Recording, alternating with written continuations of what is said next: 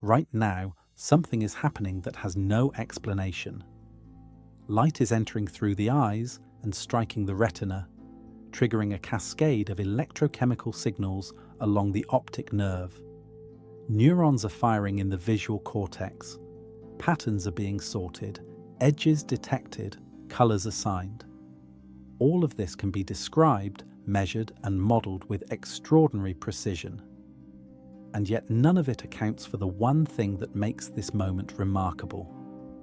There is something it is like to see. There is an experience happening, not just processing, not just information flowing from one neural region to another, but an actual felt quality, an interior presence, a light turned on inside the machinery. That fact, the sheer existence of experience, is the strangest thing in the universe. Consider the difference between a camera and an eye. A camera captures photons and converts them into data. A digital sensor records wavelengths and intensities with far greater accuracy than any biological organ. It can photograph a sunset with perfect fidelity, storing every gradient of orange and crimson in millions of pixels. But the camera does not see the sunset. There is nothing it is like to be that camera. No experience accompanies the recording. The data exists, but no one is home. Now consider the eye.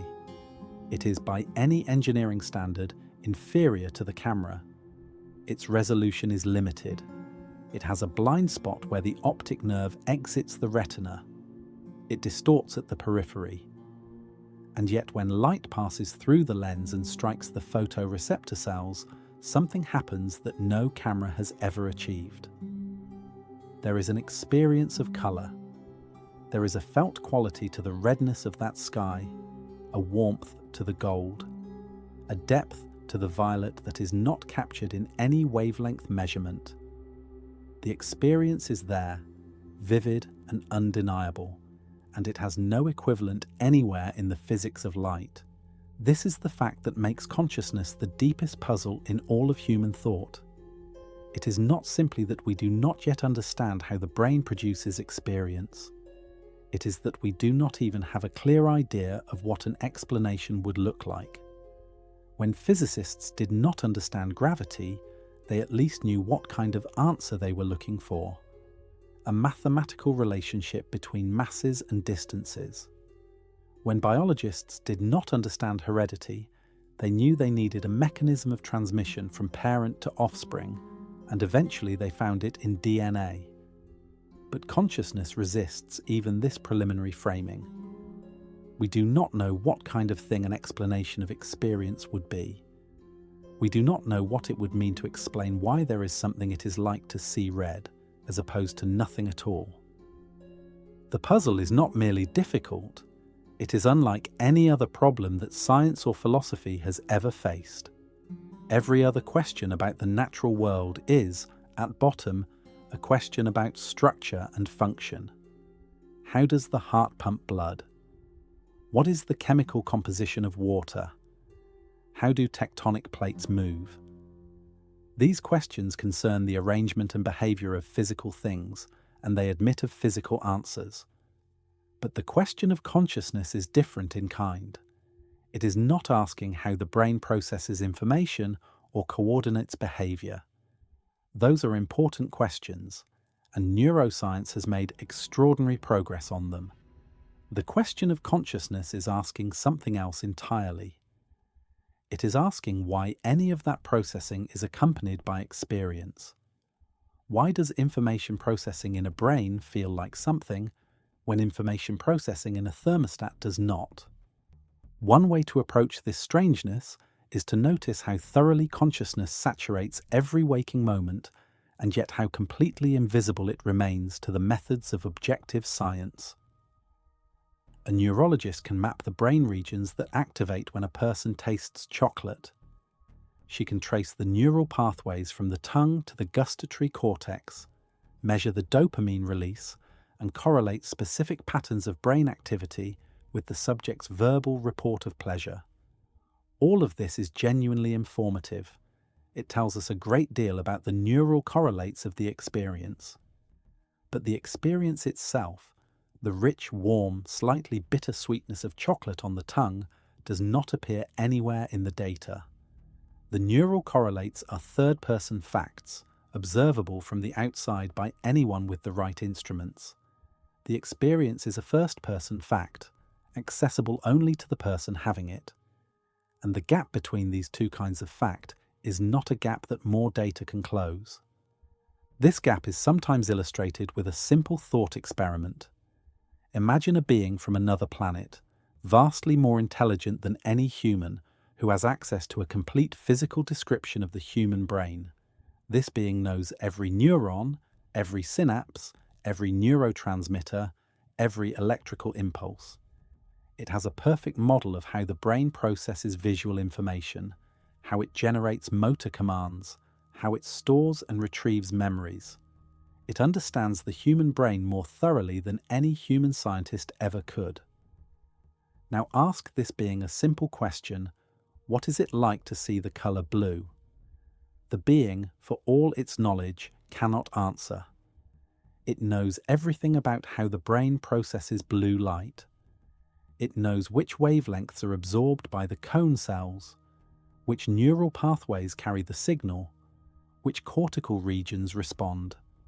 But it does not know what blue looks like from the inside. It does not know the felt quality of blue, the particular character of that experience as it appears to the person having it. That quality, that what it is likeness, is precisely what makes consciousness so resistant to explanation.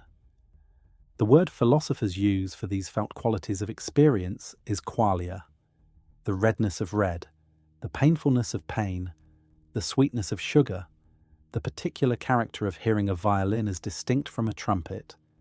These are all qualia. They are the qualitative properties of conscious experience, the features that make each experience the specific experience it is. Qualia are the most familiar things in the world. Every moment of waking life is saturated with them. And yet they are also the most philosophically puzzling, because they seem to resist every attempt to reduce them to something else. The redness of red is not a wavelength. A wavelength is a physical property of light, measurable in nanometers. The redness of red is an experiential property, a quality of consciousness that accompanies the perception of that wavelength. These are not the same thing, and no amount of information about wavelengths will tell a person who has never seen red what redness looks like. This point can be sharpened with another observation. Pain is a conscious experience with a distinctive qualitative character. When a person touches a hot stove, nociceptors in the skin fire, sending signals through the spinal cord to the brain. The brain processes these signals, triggers withdrawal reflexes, releases stress hormones, and initiates a complex behavioral response. All of this can be described in purely physical terms. But the physical description, however complete, leaves something out. It leaves out the hurting, the sheer awfulness of pain, the way it commands attention and demands response, the way it feels from the inside. This is not a feature that appears in the neurological description. A complete neuroscience of pain would tell us everything about the mechanisms that produce pain behavior. It would not tell us why those mechanisms are accompanied by an experience that hurts. This observation is not a criticism of neuroscience. It is a recognition of something genuinely strange about the relationship between the physical world and conscious experience. Neuroscience is extraordinarily good at what it does. It has mapped the brain in remarkable detail, identified the neural circuits underlying perception, memory, emotion, and decision-making, and developed treatments for conditions that were once completely mysterious. None of this is in question. What is in question is whether the methods that have been so successful in explaining the mechanisms of brain function can, even in principle, explain why those mechanisms are accompanied by experience. That question, deceptively simple and yet apparently unanswerable, is the thread that runs through everything that follows. There is a temptation, when confronted with this puzzle, to dismiss it as a pseudo-problem. Perhaps consciousness is just what brain activity is, viewed from the inside. Perhaps the question of why there is experience is no more meaningful than asking why water is wet. But this analogy does not hold. When we ask why water is wet, we are asking about a physical property that can be explained by the molecular structure of water and its interactions with surfaces. Wetness is a physical phenomenon with a physical explanation. Consciousness, by contrast, is not a physical phenomenon in any straightforward sense. It is not a property that can be detected by instruments. It is not a force, a field, or a particle. It is the medium through which all other phenomena are known, and yet it does not appear in any physical model of the world. Every physics textbook describes a universe of matter, energy, space, and time. Nowhere in those descriptions does consciousness appear. And yet without consciousness, none of those descriptions would exist, because there would be no one to formulate them. This is the circle at the heart of the problem. Science studies the physical world by means of conscious observation. Consciousness is the precondition for all scientific knowledge. And yet when science turns its instruments on consciousness itself, it finds only neural correlates, only physical processes that accompany experience without explaining it. The thing that makes science possible is the one thing that science cannot explain. This is not a failure of any particular scientific program. It is a structural feature of the relationship between objective inquiry and subjective experience. Objective methods, by their very nature, describe the world from the outside. Consciousness, by its very nature, exists from the inside, and no view from the outside, however detailed, can capture what it is like to be on the inside. The strangeness deepens when we consider the sheer variety of conscious experience. There is not one type of experience, but an unfathomable profusion of them. There is the difference between seeing and hearing, between tasting and smelling, between the sharp edge of a sudden fright and the slow ache of a long sadness.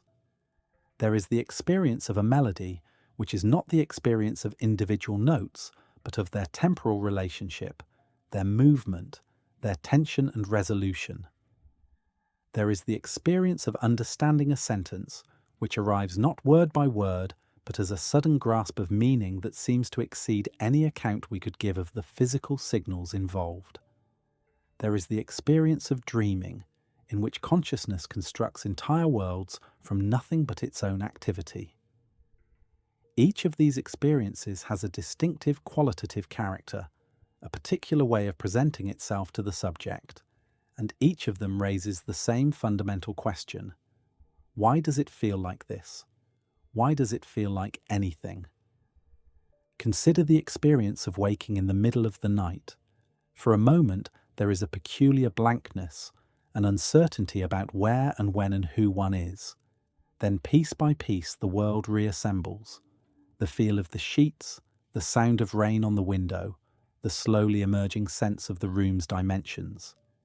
Each element arrives as a felt quality, a specific texture of experience. The sheets have a particular smoothness. The rain has a particular rhythm. The darkness has a particular depth. None of these qualities are captured by physical descriptions of pressure on skin cells, sound waves striking the eardrum, or the absence of photons entering the eye. The physical descriptions are accurate, but they are descriptions of a different kind of thing. They describe the world as it is measured from the outside. The qualities describe the world as it is lived from the inside. And the relationship between these two descriptions is the mystery that the rest of this inquiry will pursue. This does not mean that science has nothing to say about consciousness. It has a great deal to say, and much of it is fascinating and important. But it does mean that the question of why there is experience at all, why the universe contains not just matter in motion, but felt qualities, inner lives, and subjective points of view, remains genuinely open. It is a question that has been asked in various forms for centuries, and it is a question that the most sophisticated modern science has not come close to answering. The pages that follow trace the history of this question and the remarkable range of answers that philosophers, scientists, and thinkers have proposed. The question begins, as all philosophical questions must, with the history of the minds that first asked it clearly. René Descartes sat alone in a heated room in the winter of 1619, somewhere in southern Germany, and undertook one of the most radical experiments in the history of thought. He resolved to doubt everything. Every belief, every assumption, every piece of received wisdom was to be questioned until he found something that could not be doubted. The senses could deceive, so the testimony of the senses was set aside. Mathematics might be the product of a malicious demon, so even logical truths were provisionally rejected. What remained, after this systematic demolition, was a single irreducible certainty. He was thinking, and if he was thinking, he existed.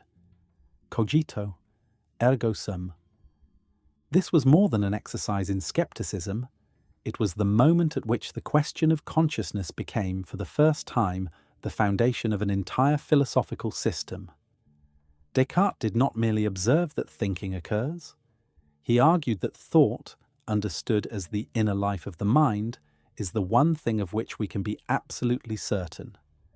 The external world might be an illusion. The body might be a phantom.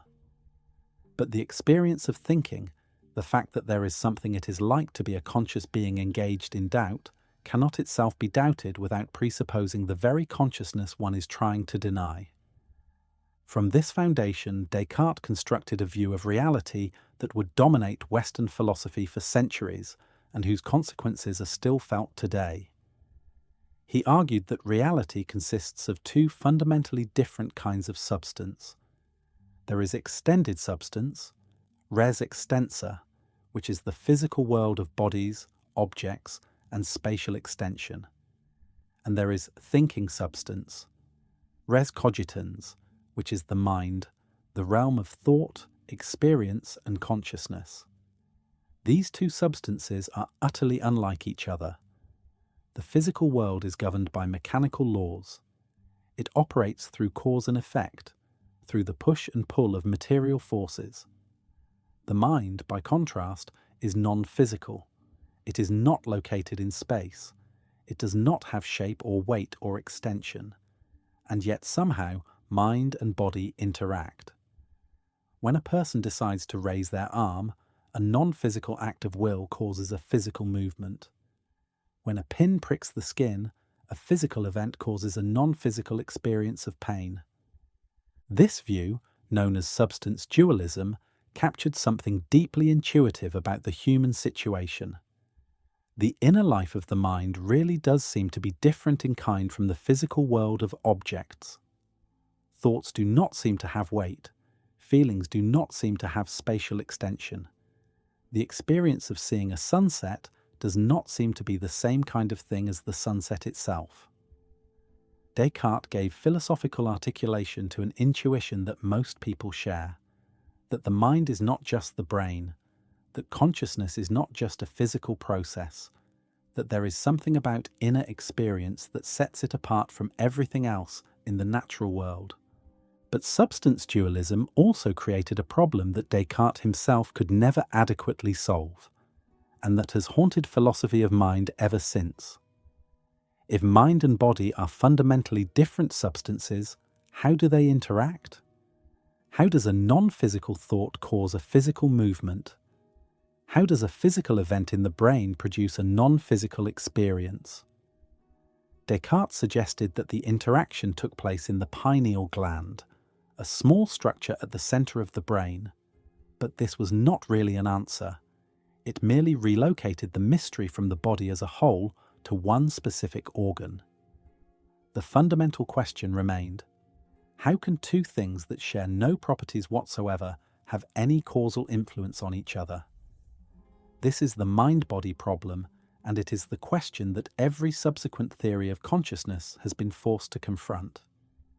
A generation after Descartes, John Locke approached the question of mind from a different angle. Locke was less concerned with the metaphysical nature of substance than with the practical question of how the mind acquires knowledge. In his essay concerning human understanding, published in 1690, he argued that the mind at birth is a blank slate, a tabula rasa, and that all knowledge comes from experience. There are no innate ideas. Everything we know, from the simplest sensation to the most complex abstract thought, is derived from the raw material of sensory experience and the mind's operations on that material. But Locke also raised a puzzle about consciousness that was remarkably ahead of its time. He asked his readers to consider whether it is possible that two people might have systematically different experiences while using the same words to describe them. Suppose that the sensation one person has when looking at a marigold is the same sensation another person has when looking at a violet, and vice versa. Their outward behavior would be identical. Both would call marigolds yellow and violets purple. Both would sort colours consistently, and yet their inner experiences would be entirely different. This thought experiment, which philosophers now call the inverted spectrum, pointed toward a disturbing possibility that the qualitative character of conscious experience might be entirely private, inaccessible to anyone other than the person having it, and invisible to any external test. If two people can share all their behavioural dispositions and yet differ in their qualitative experience, then the qualitative dimension of consciousness is something that lies beyond the reach of public observation. It is a private fact in a universe of public facts, and no behavioural or scientific test can detect it. This observation would prove to be remarkably prescient. 3 centuries later, it remains one of the central challenges in the philosophy of consciousness. Locke also grappled with the relationship between consciousness and personal identity. He proposed that what makes a person the same person over time is not the continuity of their body or their soul, but the continuity of their consciousness, specifically their memory. A person is the same person today as they were 20 years ago, not because they inhabit the same body, but because they can remember their earlier experiences and recognize them as their own. This was a radical proposal. It detached identity from substance entirely and grounded it in the stream of conscious experience. It also raised deep questions that philosophers continue to debate. If memory is the basis of identity, what happens when memory fails?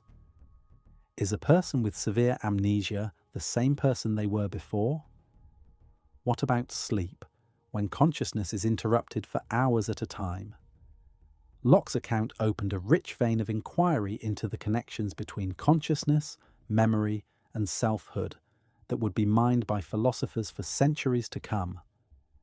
Another figure from this period made a contribution to the consciousness question that remains striking in its clarity and force. Gottfried Wilhelm Leibniz, the German philosopher and mathematician, proposed a thought experiment in his Monadology of 1714 that cuts to the heart of the problem with remarkable economy. Imagine, Leibniz suggested, that there were a machine constructed so as to think and feel. We could enlarge it to the size of a mill and walk inside. We would see parts pushing against other parts, mechanism everywhere. But we would never find anything to explain a perception. We would never see a thought. We would never encounter, anywhere among the gears and levers, anything that could explain consciousness. The mechanism, however complex, produces only more mechanism. It does not produce experience. Leibniz's mill is a thought experiment about the limits of mechanical explanation, and its force has not diminished in the 3 centuries since it was proposed. Replace the gears with neurons. Replace the levers with synapses. Replace the mill with a brain scanner producing real-time images of neural activity. The principle remains the same. No matter how closely we examine the physical mechanism, we find only physical processes. We do not find experience. The neural activity is one kind of thing. The experience that accompanies it is another kind of thing entirely. And no description of the first, however complete, seems to yield the second. What makes Leibniz's argument so enduring is its simplicity. It does not depend on any particular theory of physics or any particular model of the brain. It depends only on the observation that mechanism, no matter how complex, produces only more mechanism. The output of a gear is another gear turning. The output of a neuron firing is another neuron firing. At no point in the chain does anything qualitative appear. The chain is entirely quantitative, entirely structural, entirely describable in terms of spatial arrangement and causal interaction, and yet somewhere, somehow, qualitative experience is present. The taste of an apple is not a structural property. The ache of nostalgia is not a spatial arrangement. These things are real, and they are not captured by any description, however complete, that confines itself to structure and mechanism. Leibniz saw this with remarkable clarity, and the centuries since have only confirmed the depth of his insight. The centuries that followed Descartes, Locke, and Leibniz saw the rise of a philosophical position that tried to dissolve the mind-body problem by denying one half of the equation. Materialism, in its various forms, held that reality consists entirely of physical matter, and that the mind is not a separate substance but a feature or function of the brain. The appeal of this position grew as the physical sciences achieved success after success. Newton's mechanics explained the movements of the planets. Chemistry explained the composition of matter. Biology explained the mechanisms of life. In each case, phenomena that had once seemed mysterious and irreducible turned out to be explicable in terms of underlying physical processes. If the mystery of life could be dissolved by biochemistry, perhaps the mystery of consciousness could be dissolved by neuroscience. This confidence was not unfounded. The track record of physical explanation was genuinely impressive, and the history of science offered numerous examples of apparently irreducible phenomena that turned out to be explicable in physical terms. The vital force that was once thought to distinguish living matter from non-living matter turned out to be unnecessary once the chemistry of organic molecules was understood. The mysterious quality of heat turned out to be nothing more than the kinetic energy of molecules in motion. In each case, the appearance of irreducibility dissolved under the pressure of a more complete physical account. Materialists argued that consciousness would follow the same pattern. It seems irreducible now, but only because our physical understanding is incomplete. Once neuroscience reaches a sufficient level of sophistication, the mystery will dissolve. By the early 20th century, this hope had hardened into a confident expectation among many philosophers and scientists. The behaviorists, led by John B. Watson and later B.F. Skinner, argued that the mind was simply behavior, that talk of inner experience was unscientific, and that psychology should concern itself only with observable stimulus-response patterns. The logical positivists went further, arguing that statements about private mental states were literally meaningless because they could not be verified by public observation. The identity theorists of the mid-20th century, including J.J.C. Smart and U.T. Place, proposed that mental states are identical to brain states, just as lightning is identical to electrical discharge. On this view, pain simply is the firing of certain neurons. There is no mystery to be explained, no gap between the physical and the mental, because they are one and the same thing. These materialist approaches achieved a great deal. They forced philosophy of mind to take neuroscience seriously. They eliminated many confusions that had plagued earlier theories. And they offered a picture of the mind that was consistent with the broader scientific worldview. The identity theory, in particular, seemed to offer a clean and elegant solution to the mind-body problem. If pain just is the firing of C fibers, then there is no gap between the physical and the mental. They are one and the same thing, described in two different vocabularies but referring to a single reality. The analogy with other successful scientific reductions, such as the identification of water with H2O or of temperature with mean molecular kinetic energy, seem to support this approach. Just as there is no mystery about why water is H2O, there would be no mystery about why pain is C fiber firing once the identification was fully accepted. But these materialist approaches also faced a persistent difficulty. None of them seemed able to account for the qualitative character of conscious experience. Behaviorism could describe what a person does when they are in pain, but it could not explain what pain feels like. The identity theory could assert that pain is identical to a brain state, but it could not explain why that particular brain state should feel like anything at all. The qualitative dimension of experience, the aspect that Leibniz's mill argument had identified centuries earlier, stubbornly resisted materialist reduction. By the second half of the 20th century, the stage was set for a confrontation that would reshape the philosophy of mind. Materialism had become the dominant view in analytic philosophy and cognitive science. The brain sciences were advancing rapidly. Computational models of cognition were providing powerful new tools for understanding perception, memory, and reasoning. And yet the basic question that Descartes had raised, the question of how physical processes give rise to conscious experience, remained unanswered. The question needed a new articulation, a formulation that would be sharp enough to force both materialists and their critics to confront it directly. That articulation would come from an unexpected direction in a paper about bats. In 1974, the American philosopher Thomas Nagel published a short paper in the Philosophical Review with a title that has since become one of the most recognizable phrases in all of philosophy. What is it like to be a bat? The paper is only 16 pages long. It contains no experiments, no data, no formal proofs. It is a work of pure philosophical argument, and it struck the philosophy of mind with the force of a depth charge. Nagel's target was the materialist confidence that had come to dominate philosophy and cognitive science. Materialists held that consciousness could be explained, at least in principle, by a sufficiently detailed account of brain function. The mind is the brain, or the mind is what the brain does, or the mind is the functional organization of the brain. The specific version of materialism varied, but the underlying conviction was the same. There is nothing about consciousness that lies beyond the reach of physical science.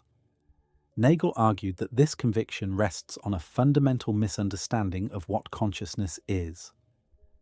The argument begins with a deceptively simple observation. Bats are mammals.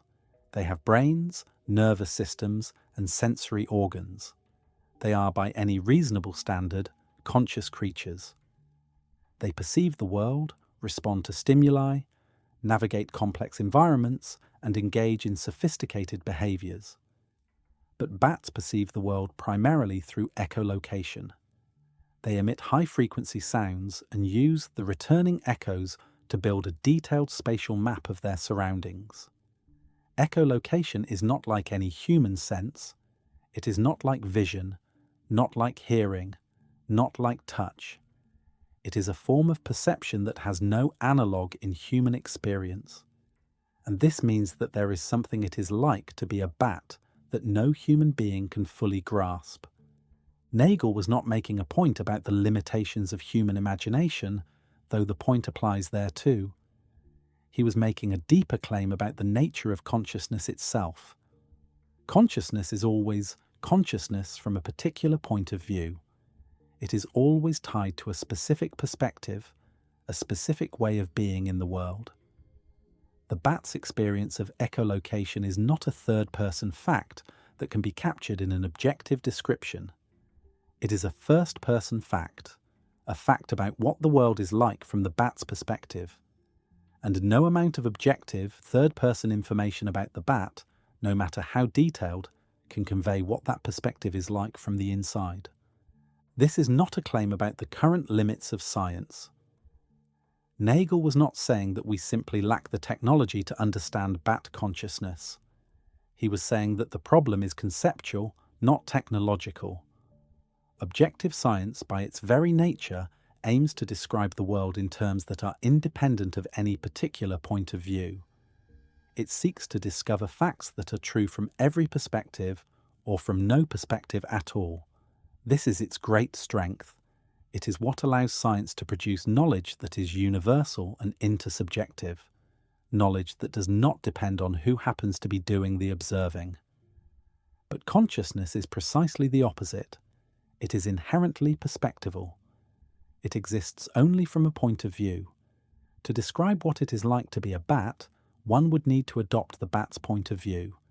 And this is exactly what objective description cannot do, because adopting a particular point of view is the negation of objectivity.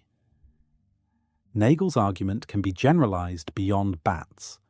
Consider any conscious being: a dog, an octopus, a human infant, another adult human being. In each case, there is something it is like to be that being, a subjective character to its experience that is accessible only from its own perspective. A dog experiences the world through a rich landscape of scent that far exceeds human olfactory capacity. An octopus may have a form of consciousness distributed across 8 semi-autonomous arms. A newborn infant presumably has some form of experience, though we cannot know its character. In every case, the subjective dimension of experience is real and yet invisible to objective methods of inquiry.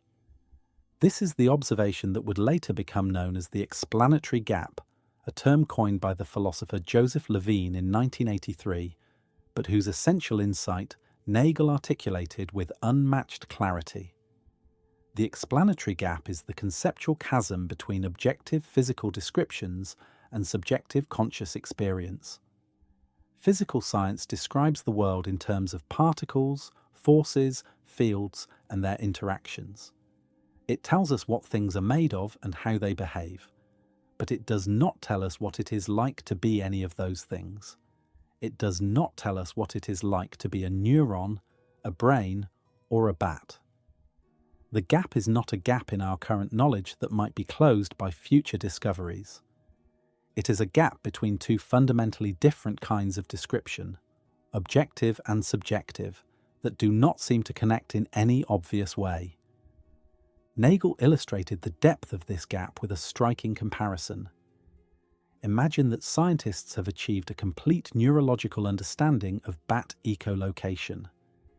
They know every neuron involved, every synaptic connection, every pattern of neural firing. They can predict with perfect accuracy how the bat will respond to any given acoustic stimulus. They understand the bat's brain more thoroughly than any brain has ever been understood. Have they thereby explained the bat's conscious experience of echolocation? Nagel's answer is no. They have explained the mechanism, they have explained the function. They have explained how the bat processes echolocation data and translates it into behavior. But they have not explained what echolocation feels like to the bat. The felt quality of the experience, its subjective character, has not appeared anywhere in their explanation. It has been left out entirely, not through any failure of scientific rigor, but because subjective experience is not the kind of thing that objective descriptions capture. The implications of Nagel's argument extend far beyond the particular case of bats. If objective science cannot, even in principle, capture the subjective character of bat consciousness, then the same limitation applies to every form of consciousness, including human consciousness. The redness of red, the painfulness of pain, the warmth of affection, the chill of dread. All of these are features of subjective experience that do not appear in any objective description. A complete neuroscience of human color perception would tell us everything about how the brain processes wavelengths of light. It would not tell us what red looks like. A complete neuroscience of pain would tell us everything about nociceptive pathways and neural responses. It would not tell us what pain feels like. In every case, the explanatory gap remains. Nagel's paper also raised a profound methodological question. If consciousness is inherently subjective, how can it be studied scientifically at all?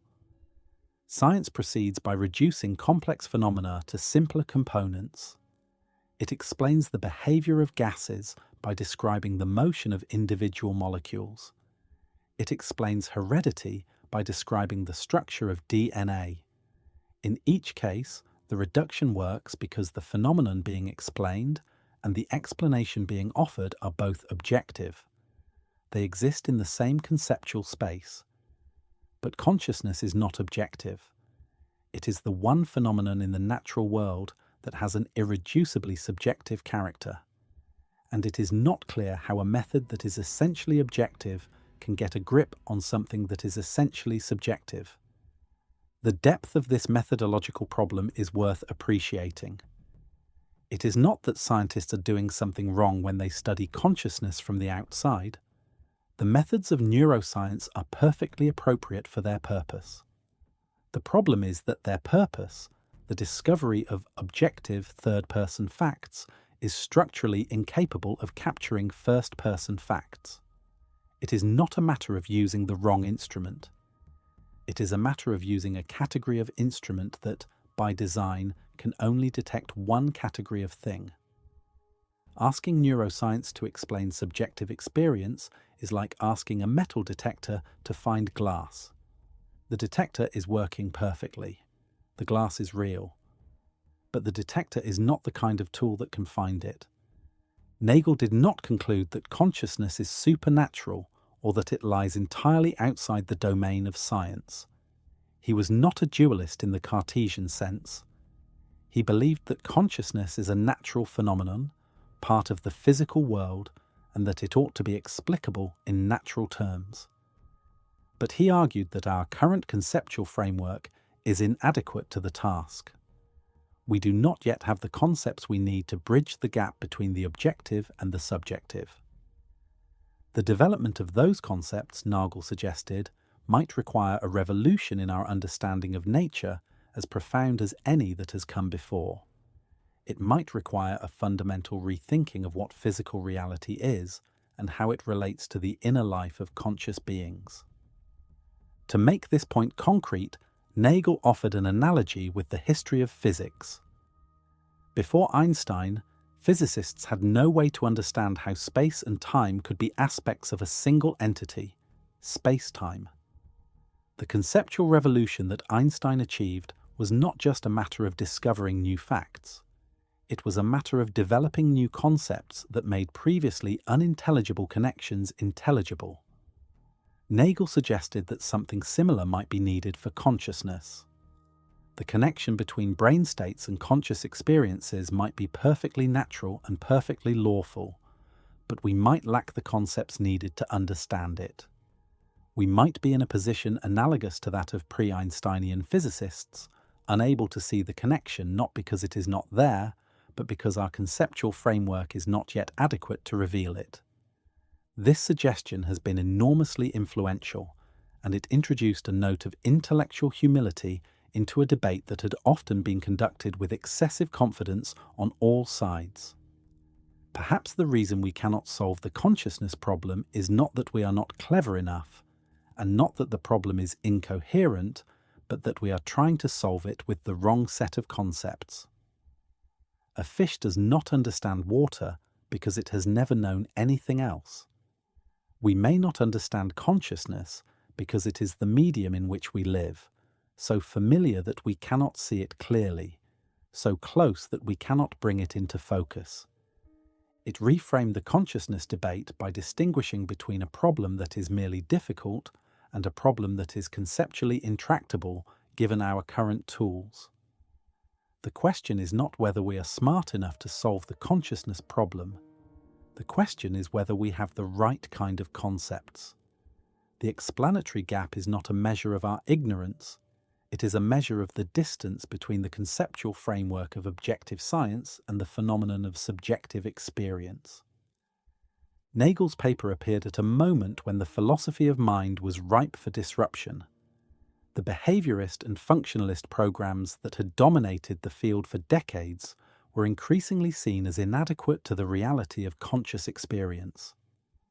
Philosophers were beginning to articulate a distinction between the aspects of mind that could be captured by functional analysis and the aspects that could not.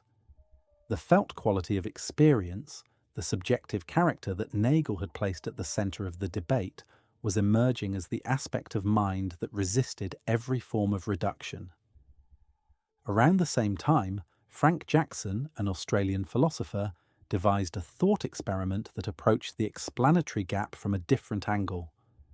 Jackson asked his readers to imagine a brilliant scientist named Mary who has spent her entire life in a black and white room.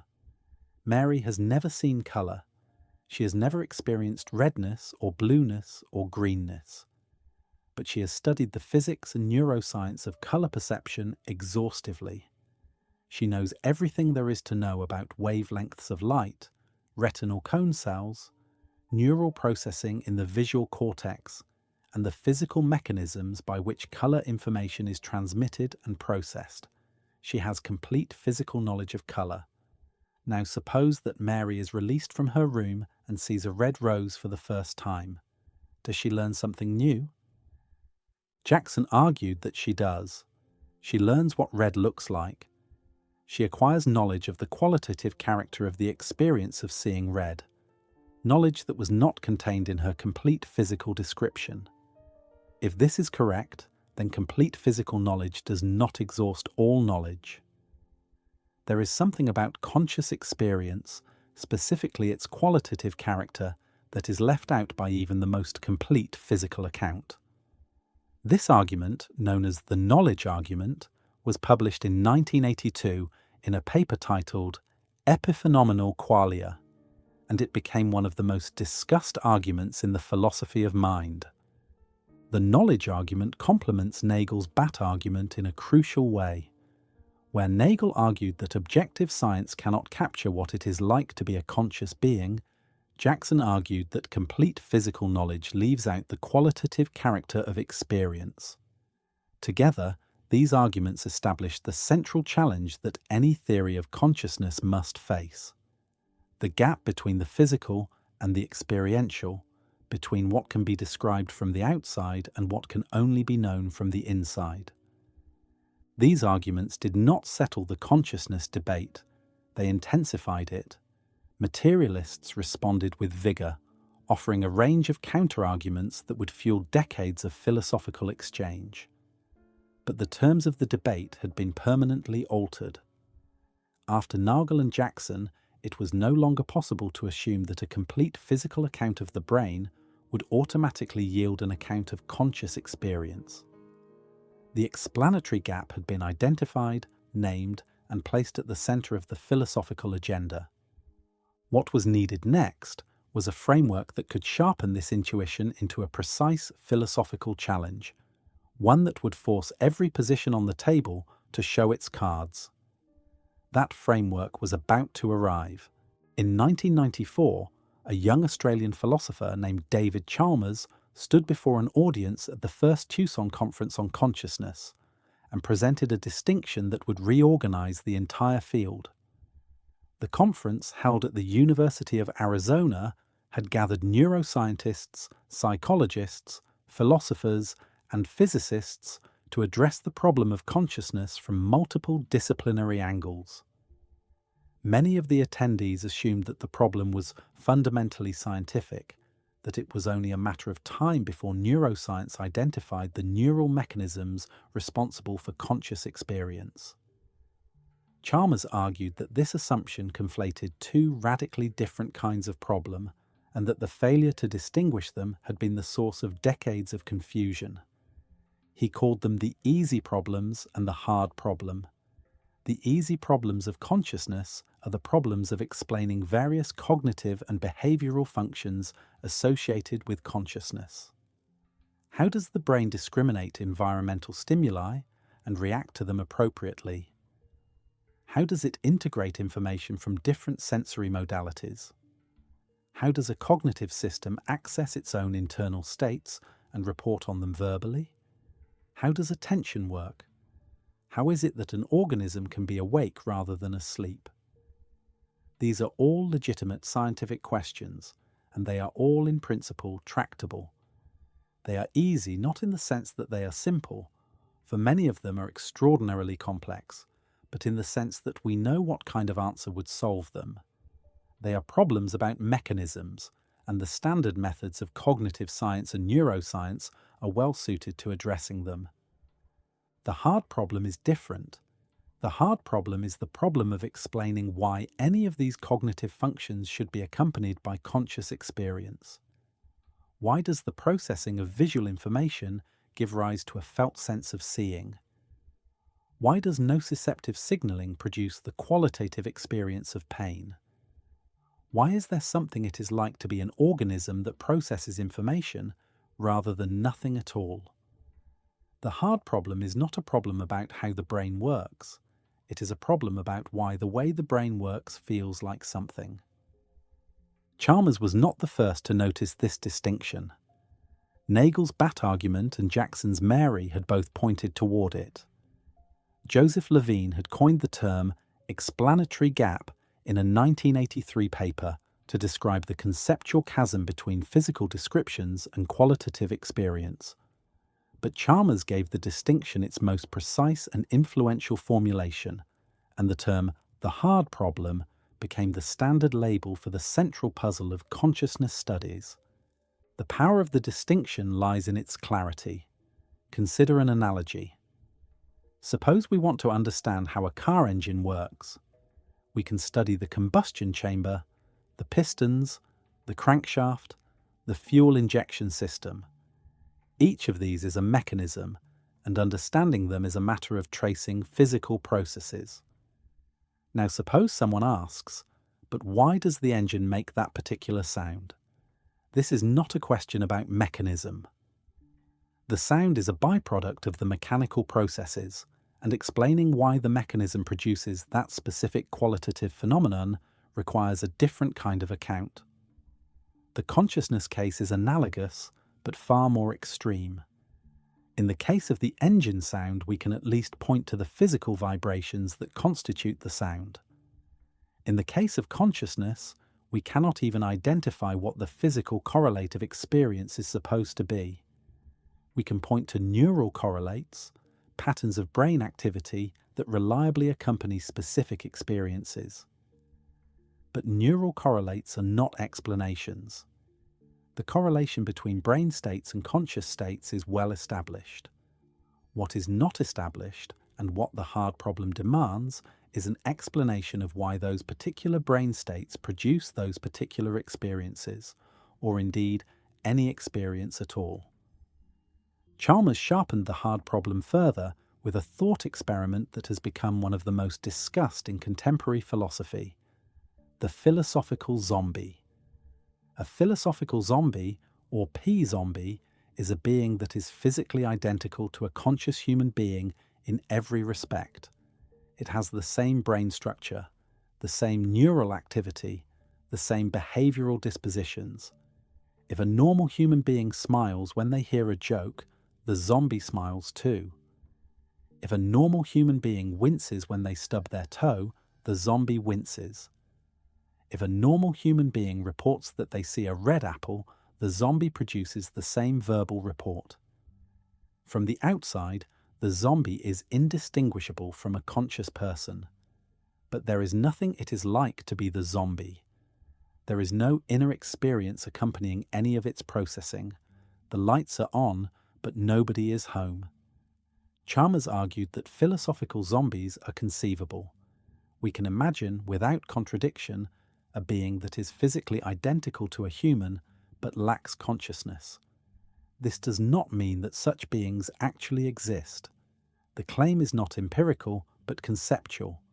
The fact that we can coherently conceive of a world in which all the physical facts are the same but consciousness is absent suggests that consciousness is not entailed by the physical facts. If consciousness were nothing more than a physical process, then a being with all the same physical processes would necessarily be conscious. The conceivability of zombies suggests that consciousness is something over and above the physical, something that cannot be derived from physical description alone. The zombie argument is, at its core, an argument about the limits of physical explanation. If a complete physical description of a human being does not logically entail that the being is conscious, then physical description, however complete, leaves out something real. And what it leaves out is the very thing that makes the mind-body problem a problem: the subjective quality of experience. It is worth pausing to appreciate the full force of this point. The zombie thought experiment does not claim that zombies exist in the actual world. Chalmers himself believed it likely that in our world, beings with human brain structures are conscious. The point is about what the conceivability of zombies reveals about the relationship between physical facts and conscious experience. If consciousness were identical to a physical process, as the materialist identity theory claims, then a being with all the same physical processes would necessarily be conscious, just as a being with all the same molecular composition as water would necessarily be H2O. The fact that we can conceive of the physical processes without the consciousness, without any contradiction or incoherence, suggests that the relationship between the two is not one of identity. It is something looser, something that leaves room for the possibility, at least in principle, of physical completeness without experiential accompaniment. The thought experiment also reveals something about the nature of consciousness that is easy to overlook. If a zombie is physically and behaviorally identical to a conscious person, then consciousness makes no observable difference to the physical world. It does not affect behavior. It does not alter brain states. It does not produce any detectable signal. It is, from the perspective of physics, entirely invisible. And yet it is the most real thing we know, the most immediately present feature of our existence. This tension between the apparent causal invisibility of consciousness and its undeniable reality is one of the deepest puzzles in the philosophy of mind. Materialists have responded to the zombie argument in numerous ways. Some have argued that zombies are not genuinely conceivable, that the apparent coherence of the concept dissolves under careful analysis. Others have argued that conceivability does not entail possibility, that we might be able to imagine zombies without it following that they are metaphysically possible. Still others have bitten the bullet and accepted that consciousness is something over and above the physical, while attempting to preserve a broadly scientific worldview. The debate continues, and no consensus has emerged. The debate over zombies has proven remarkably productive, even among those who believe the argument ultimately fails. It has forced philosophers to be explicit about the relationship between conceivability and possibility, about the nature of identity claims in science, and about the criteria by which we evaluate metaphysical arguments. Some philosophers have drawn a distinction between ideal conceivability, what a perfectly rational thinker could conceive without contradiction, and prima facie conceivability, what seems conceivable on first consideration but might harbour hidden contradictions. On this view, zombies might seem conceivable, but might not be ideally conceivable, because a sufficiently deep understanding of the nature of physical processes might reveal that consciousness is entailed by them in ways that our current understanding does not disclose. This response takes the zombie argument seriously, while denying its ultimate soundness. What the zombie argument achieved, regardless of whether it is ultimately sound, was to crystallize the hard problem in a form that could not be ignored. It forced philosophers and scientists to be explicit about what they were claiming when they offered theories of consciousness. Were they explaining the mechanisms of cognitive function, or were they explaining why those mechanisms produce experience? Were they solving the easy problems or the hard problem? This distinction clarified the landscape of consciousness studies and exposed a fault line that had been present but unacknowledged in much of the preceding literature. Chalmers also drew attention to a feature of the hard problem that makes it unlike any other scientific problem. In every other domain of science, once we have a complete functional account of a system, there is no residual mystery. Once we know how the heart pumps blood, there is nothing left to explain about the heart's function. Once we know how DNA replicates, there is nothing left to explain about heredity. But with consciousness, a complete functional account of the brain still leaves the hard problem untouched. We could have a complete neuroscience that explains every cognitive function, every behavioral disposition, every neural mechanism involved in perception, thought, and action. And the question would remain, why is any of this accompanied by experience? This feature of the hard problem is what makes it genuinely hard. It is not merely a very difficult scientific problem, it is a problem that seems to be of a fundamentally different kind from the problems that science typically solves. Scientific problems are problems about how things work. The hard problem is a problem about why something exists at all. It is an ontological problem masquerading as a scientific one, and that is why it has resisted solution for so long. Chalmers himself did not claim to have solved the hard problem. In his 1996 book, The Conscious Mind, he explored several possible approaches, including property dualism, the view that consciousness is a non-physical property of physical systems, and panpsychism, the view that the fundamental constituents of reality have proto-conscious properties that combine to form full consciousness in complex systems. He argued that taking the hard problem seriously required expanding our conception of the fundamental features of nature.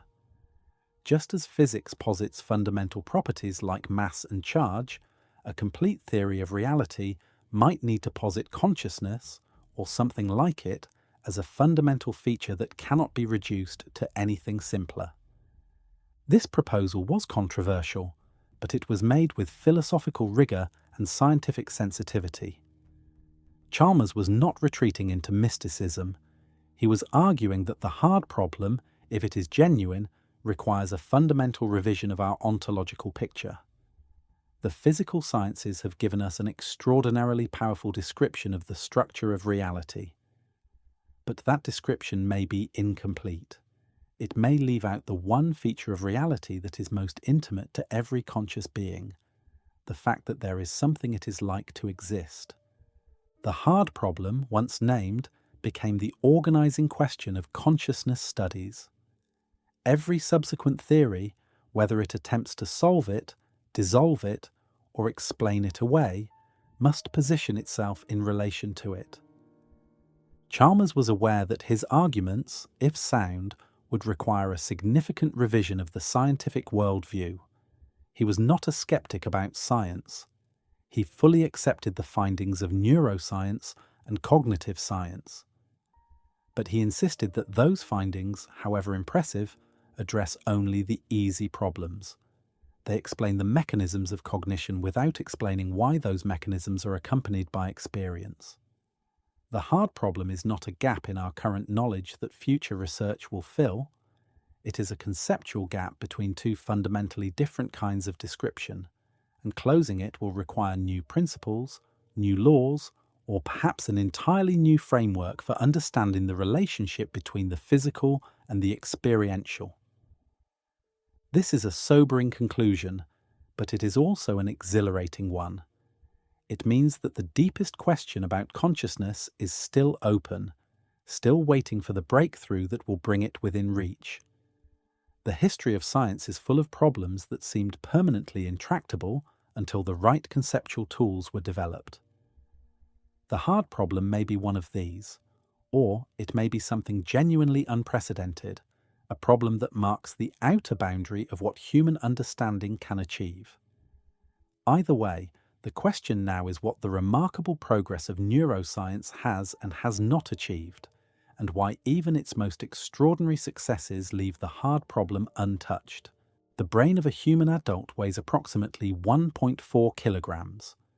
It contains roughly 86 billion neurons, each connected to thousands of others through a web of synaptic links whose total number approaches 100 trillion. The energy it consumes, about 20 watts, is roughly equivalent to that of a dim light bulb. Within this modest organ, every moment of waking life is organized, coordinated, and sustained. Perceptions are constructed from raw sensory data. Memories are encoded, stored, and retrieved. Emotions are generated and regulated. Decisions are made, actions are planned, and the body is governed with a precision that no engineered system has yet approached. Understanding how the brain accomplishes all of this is the domain of the easy problems, and the progress that science has made on them over the past century is nothing short of extraordinary. Consider perception. When light enters the eye, it strikes the retina and is converted into electrical signals by photoreceptor cells.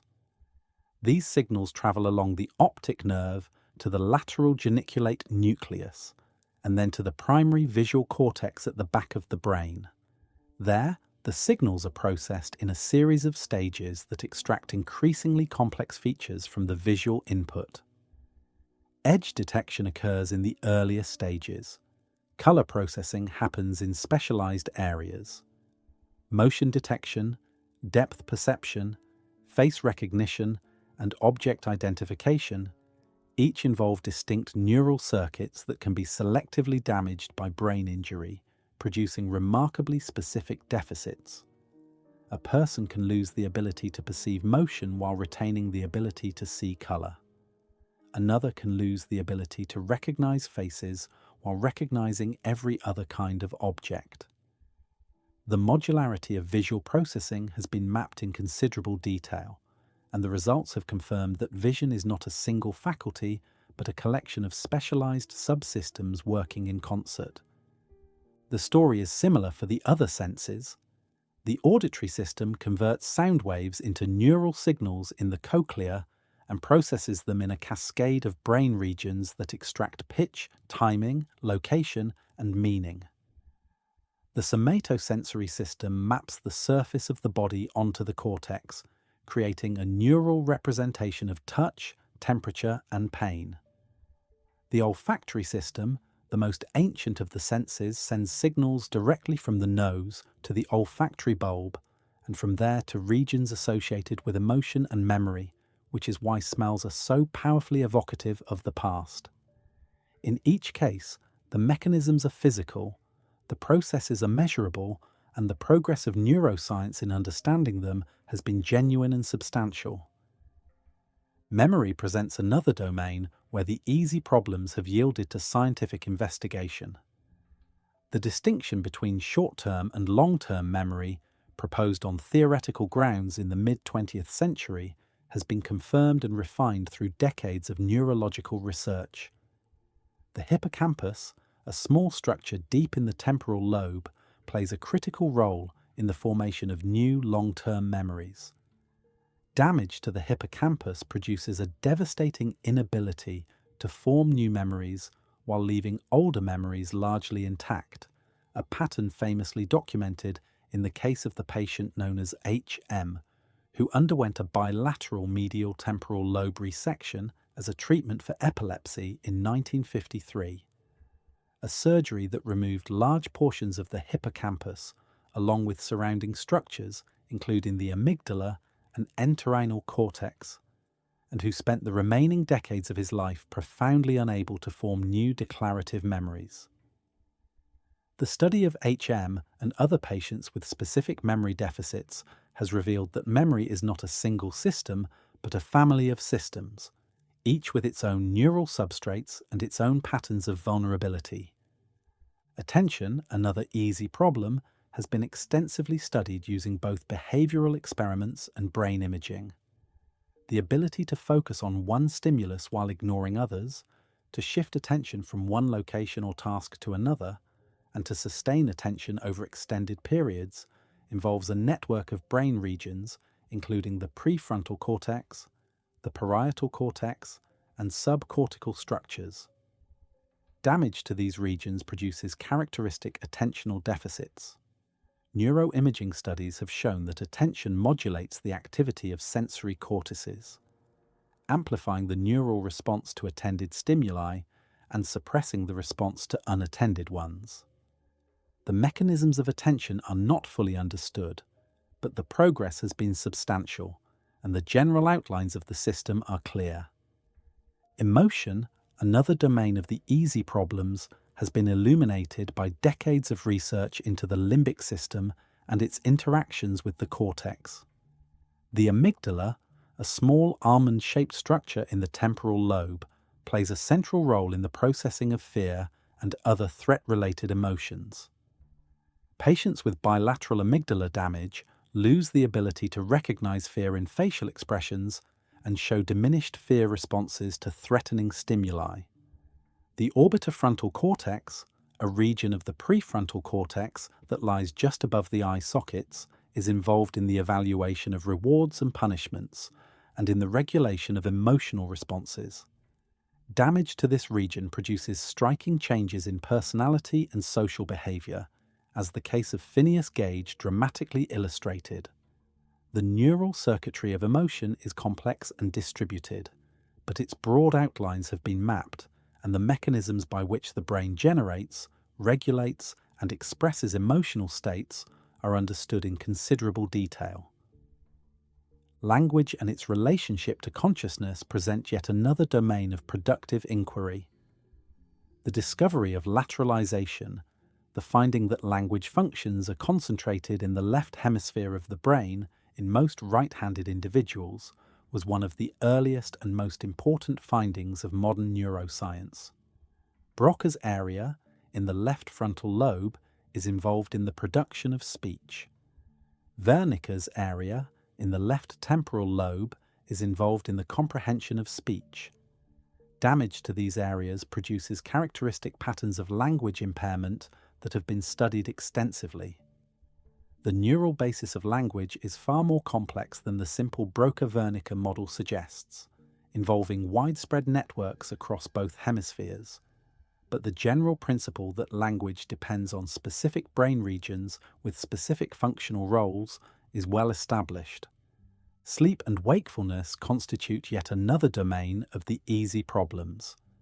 The brain cycles between states of wakefulness, non-rapid eye movement sleep, and rapid eye movement sleep in a roughly 90-minute rhythm throughout the night. These states are governed by interactions between brainstem nuclei that promote wakefulness and hypothalamic circuits that promote sleep. The neurotransmitters involved, including serotonin, norepinephrine, acetylcholine, and orexin, have been identified, and their roles in regulating the sleep-wake cycle are well characterized. The discovery that narcolepsy is caused by a deficiency of orexin-producing neurons in the hypothalamus was a landmark achievement that linked a specific neurological condition to a specific neurochemical deficit. General anesthesia, which reliably abolishes consciousness in surgical patients, has also been studied extensively. The mechanisms by which different anesthetic agents suppress consciousness are varied, involving modulation of GABAergic inhibition, disruption of thalamocortical connectivity, and suppression of arousal-promoting brainstem nuclei. The fact that consciousness can be reliably and reversibly switched off by chemical manipulation is a striking demonstration that it depends on specific neural conditions, even if the precise nature of that dependence remains unclear. The integration of information across different brain regions is perhaps the most complex of the easy problems. The brain does not process information in a single central location.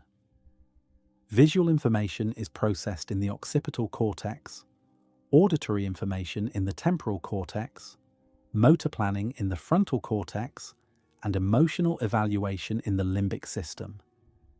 And yet, conscious experience is unified. When a person sees a friend waving and calling their name, the visual information and the auditory information are seamlessly bound together into a single coherent experience. How the brain achieves this binding, how it integrates information from widely separated regions into a unified whole, is a problem of enormous complexity. Progress has been made, with proposed mechanisms including neural synchrony, recurrent processing, and global workspace dynamics. But the binding problem, as it is known, remains one of the most active areas of research in cognitive neuroscience. Each of these domains represents a genuine scientific achievement. The mechanisms of perception, memory, attention, sleep, and information integration are now understood in a degree of detail that would have been unimaginable a century ago. And the progress is continuing. New imaging technologies, new genetic tools, new computational models, and new experimental paradigms are pushing the boundaries of knowledge further each year. And yet none of this progress touches the hard problem. The reason is not that the science is incomplete. The reason is that the easy problems and the hard problem are asking fundamentally different questions. The easy problems ask how the brain performs its various functions. They ask about mechanisms, about the physical processes that underlie cognition and behavior. The hard problem asks why any of those mechanisms should be accompanied by subjective experience. These are different questions, and answering the first does not automatically answer the second. This distinction can be illustrated with a specific example. Neuroscience has made remarkable progress in understanding the mechanisms of color perception. We know which photoreceptor cells in the retina respond to different wavelengths of light. We know how the signals from these cells are combined and processed in the retina, the lateral geniculate nucleus, and the visual cortex. We know which brain regions are involved in color constancy, the ability to perceive colors as stable despite changes in lighting conditions. We can describe the entire chain of physical events from the moment light strikes the eye to the moment the brain categorizes the stimulus as a particular color. This is a magnificent achievement, and it does not tell us why seeing red looks like that. It does not explain the qualitative character of the experience, the particular way that redness presents itself to consciousness. The mechanism is explained, the experience is not. Some philosophers and scientists have argued that this distinction is overdrawn, that the hard problem will dissolve once we have a sufficiently detailed understanding of the mechanisms. On this view, the feeling of mystery is an artifact of our current ignorance, not a reflection of any genuine gap in the world.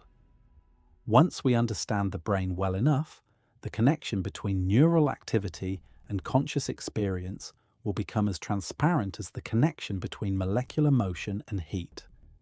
This is the hope of reductive materialism, and it deserves to be taken seriously. But there is a disanalogy that undermines the comparison. When we explain heat as molecular motion, we are explaining one physical phenomenon in terms of another.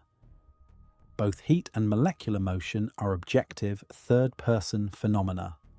The reduction works because both sides of the equation are the same kind of thing, but when we try to explain consciousness in terms of neural activity, we are trying to explain a subjective, first-person phenomenon in terms of an objective, third-person phenomenon. These are not the same kind of thing, and the reduction does not go through in the same way because the subjective character of experience is precisely what gets left out by objective description. This does not mean that the easy problems are unimportant. On the contrary, they are essential. Every insight that neuroscience provides about the mechanisms of the brain constrains and informs our thinking about consciousness. If we discover that a particular brain region is necessary for conscious experience, that tells us something important about where consciousness is located in the neural architecture. If we find that certain patterns of neural activity reliably correlate with specific experiences, that gives us a map of the neural correlates of consciousness. These correlates are not explanations, but they are clues, and they narrow the space of possible theories. There is another reason the easy problems deserve sustained attention.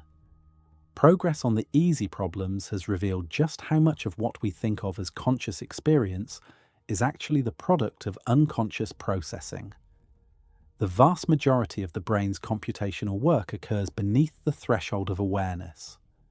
The visual system constructs a stable, three-dimensional representation of the world from the two-dimensional, inverted images on the retinas, and it does so entirely without conscious effort.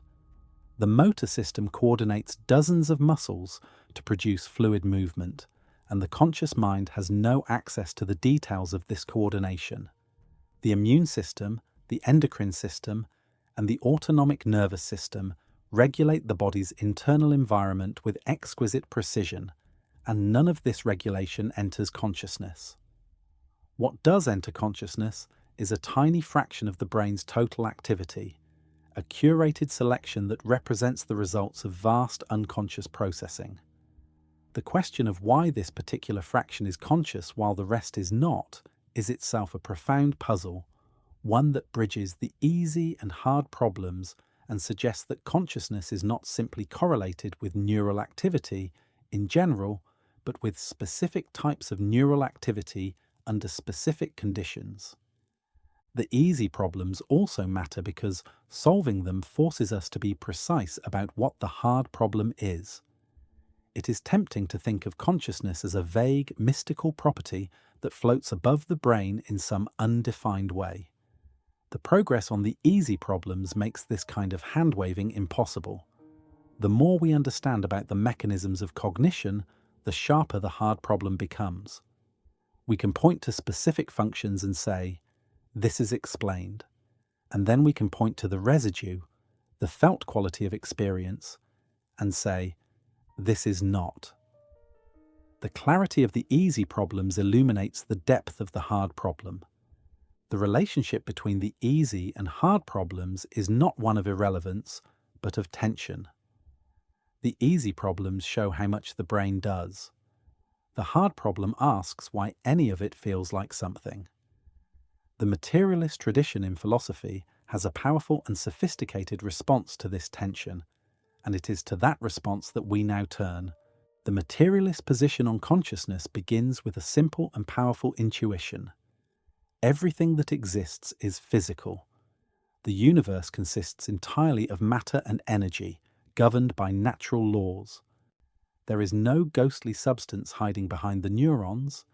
There is no soul directing the body from some non-physical realm. The mind is what the brain does, and when the brain stops doing it, the mind ceases to exist. This view has enormous appeal, not least because it is consistent with the spectacular success of the physical sciences. Physics, chemistry, and biology have explained an extraordinary range of phenomena without ever needing to invoke non-physical entities. If everything else in nature can be explained in physical terms, why should consciousness be any different?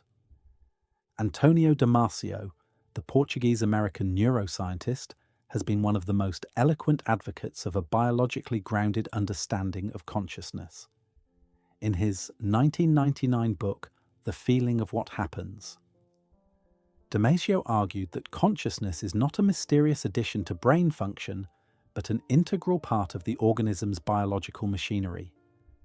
He distinguished between what he called core consciousness, the basic sense of self that arises from the brain's representation of the body, and extended consciousness, the more elaborate form that involves autobiographical memory and a sense of the self as enduring over time.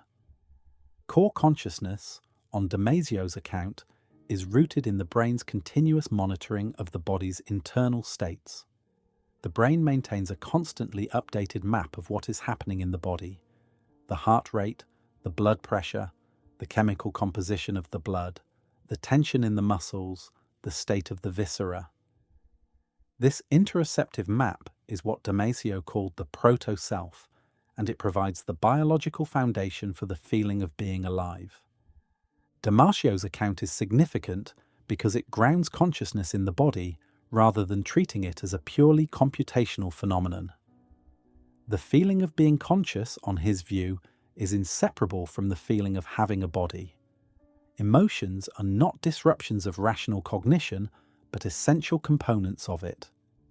The famous case of Phineas Gage, the 19th century railroad worker who survived an iron rod through his frontal lobe, illustrates the point.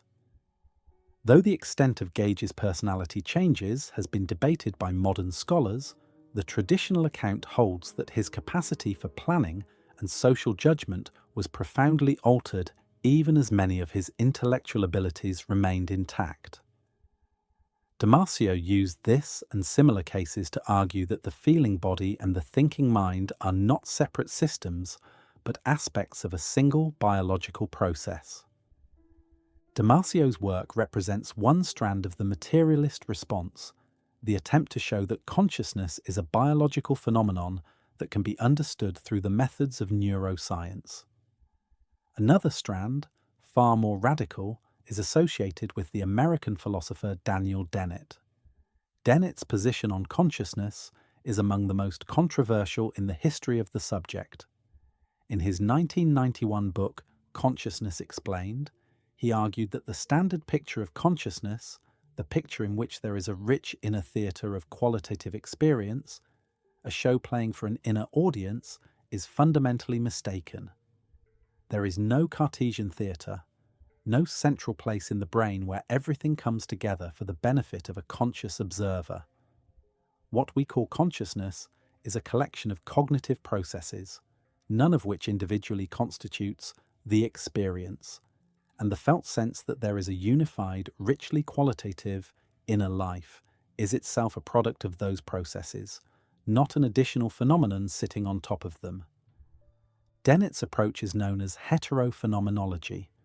Rather than taking first-person reports of conscious experience at face value as windows onto the inner theatre, Dennett proposes that we treat them as data to be explained.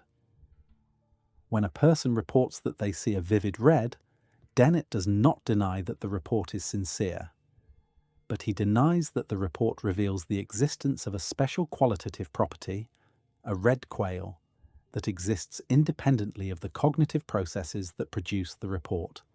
The report is real. The experience, in the sense of a non-physical qualitative property hovering in the mental ether, is not. What exists are the neural processes that generate the report, and those processes are entirely physical and entirely explicable in functional terms. This is an audacious claim, and it has drawn sharp criticism from many quarters. Critics have charged that Dennett does not explain consciousness so much as explain it away. If one denies that there is anything to be explained beyond the physical mechanisms that produce behavior and verbal reports, then one has not solved the hard problem but simply refused to acknowledge it. Dennett is fully aware of this objection and has addressed it repeatedly. He argues that the hard problem is a pseudo-problem, a philosophical confusion generated by bad habits of introspection and misleading intuitions. We think there is a hard problem because we have been taught to think of experience as a special, non-physical property. But this teaching is based on a mistake. There is no explanatory gap, only the illusion of one. Dennett's position has a name in the philosophical literature: illusionism. The term was coined by the philosopher Keith Frankish, though the approach owes its most developed formulation to Dennett. Illusionism holds that phenomenal consciousness, the felt quality of experience as traditionally conceived, is an illusion. Not an illusion in the sense that there is nothing going on, for obviously something is going on when a person sees red or feels pain, but an illusion in the sense that what is going on is not what it seems to be. There are no qualia, no irreducible qualitative properties, no non-physical experiential residue.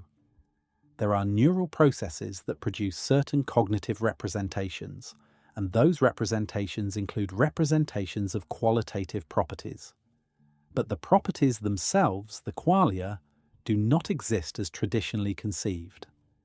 Illusionism faces a question that even its proponents acknowledge is difficult. If phenomenal consciousness is an illusion, what is having the illusion? An illusion is itself a form of experience, a form of seeming. When a mirage makes the road appear wet, the wetness is illusory, but the visual experience of wetness is real. If qualia are illusory, what is the experience of seeming to have qualia?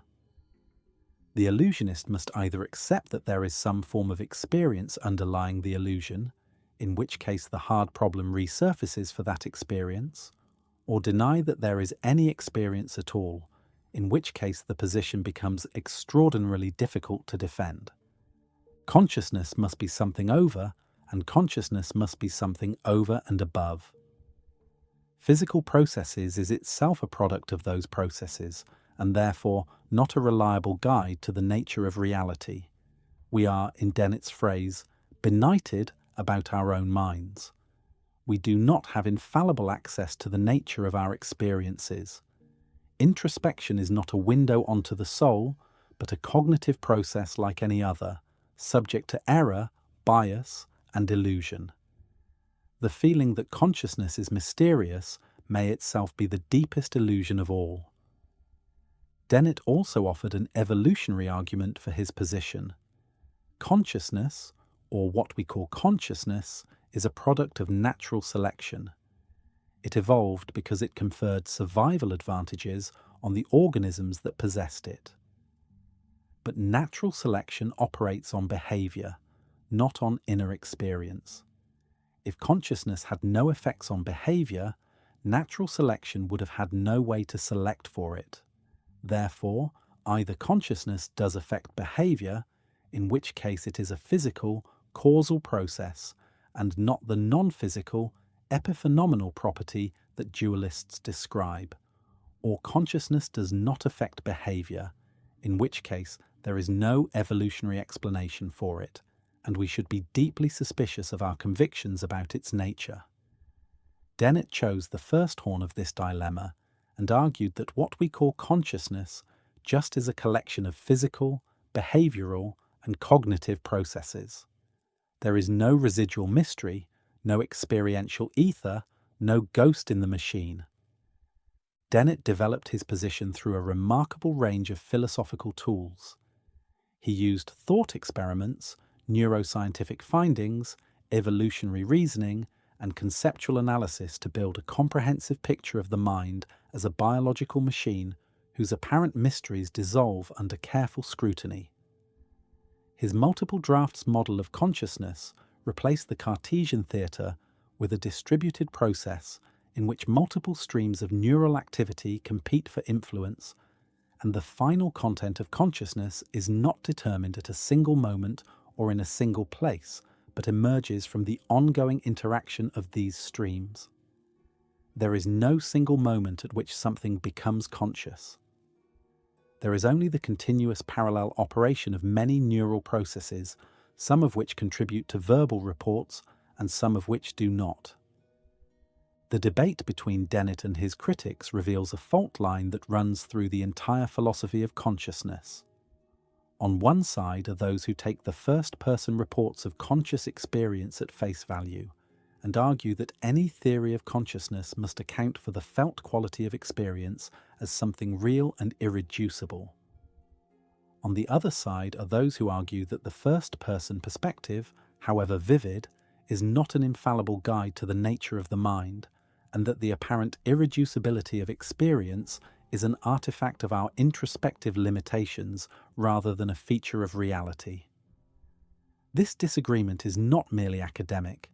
It determines what counts as a successful theory of consciousness. For the first group, a theory that does not explain the felt quality of experience has failed to explain consciousness. For the second group, the demand to explain felt quality is based on a misconception about what felt quality is, and a theory that explains the cognitive and neural mechanisms underlying our reports and beliefs about experience has explained everything there is to explain. There is no neutral ground from which to adjudicate this dispute. The disagreement goes all the way down to the most basic assumptions about what consciousness is and what kind of explanation it requires. Both sides have developed their positions with rigor and sophistication, and neither has been able to deliver a decisive refutation of the other. The debate continues, and it is likely to continue for some time. The materialist tradition is broader than any single thinker, and it encompasses a range of positions that differ in their details while sharing a commitment to the view that consciousness is a physical phenomenon. Functionalism, one of the most influential positions in the philosophy of mind, holds that mental states are defined not by their physical substrate, but by their functional role, by what they do rather than what they are made of. A mental state such as pain, on the functionalist view, is defined by its typical causes, such as tissue damage, and its typical effects, such as avoidance behavior and verbal reports. Any system that realizes the right functional organization would thereby have the relevant mental states, regardless of whether it is made of neurons, silicon, or anything else. Functionalism has been enormously productive. It provided the philosophical foundation for cognitive science and artificial intelligence research. It allowed psychologists and computer scientists to study mental processes without worrying about the specific physical substrate in which they were implemented. And it offered an elegant solution to the mind-body problem by identifying mental states with functional states rather than with specific physical states, thereby avoiding the difficulties of both dualism and strict identity theory. But functionalism, like other materialist positions, faces the hard problem. It can tell us what pain does, what causes it, and what effects it produces. It cannot tell us why pain hurts. The functional role of pain, its causal connections to other states and behaviors, does not capture its qualitative character. Two systems might realize the same functional organization and yet differ in their qualitative experience, or one might lack qualitative experience entirely. The zombie thought experiment is precisely a case of a being that has all the right functional organization, but no experience. If such a being is conceivable, then functionalism has not captured everything there is to consciousness. The materialist tradition, in all its forms, represents the most serious and sustained attempt to bring consciousness within the explanatory framework of the natural sciences. Its achievements are genuine. Its insights into the relationship between brain and mind have been profound, and its refusal to invoke non-physical entities has kept the discussion tethered to empirical reality in a way that other approaches sometimes do not. But the hard problem persists. The explanatory gap has not closed. The feeling that there is something more to consciousness than mechanism, more than function, more than information processing, continues to exert its pull on philosophers and scientists alike. And that pull has led some thinkers in a direction that is at once very old and very new. A direction that asks whether consciousness might be not an emergent property of complex physical systems, but a fundamental feature of reality itself. The proposal sounds, at first hearing, absurd. It sounds like something from an ancient myth or a children's story, not from serious contemporary philosophy. The proposal is that consciousness is not confined to brains, not confined to living things, not even confined to complex systems. Consciousness, in some minimal form, is present in everything. Every electron, every quark, every fundamental particle possesses some rudimentary form of experience. The universe is not mostly dead matter with a few pockets of consciousness scattered here and there. The universe is conscious all the way down. This is Panpsychism, and despite its initial strangeness, it has become one of the most actively discussed positions in the philosophy of mind. The reason for its resurgence is not that philosophers have suddenly become credulous or mystical. The reason is that the alternatives have reached an impasse. Materialism cannot explain why physical processes give rise to experience. Dualism cannot explain how a non-physical mind interacts with a physical body. And the hard problem, after decades of debate, remains exactly where Chalmers left it. Panpsychism offers a way out of this impasse by dissolving the question of how consciousness emerges from non-conscious matter. On the panpsychist view, it does not emerge. It was there all along. The roots of panpsychism reach deep into the history of philosophy.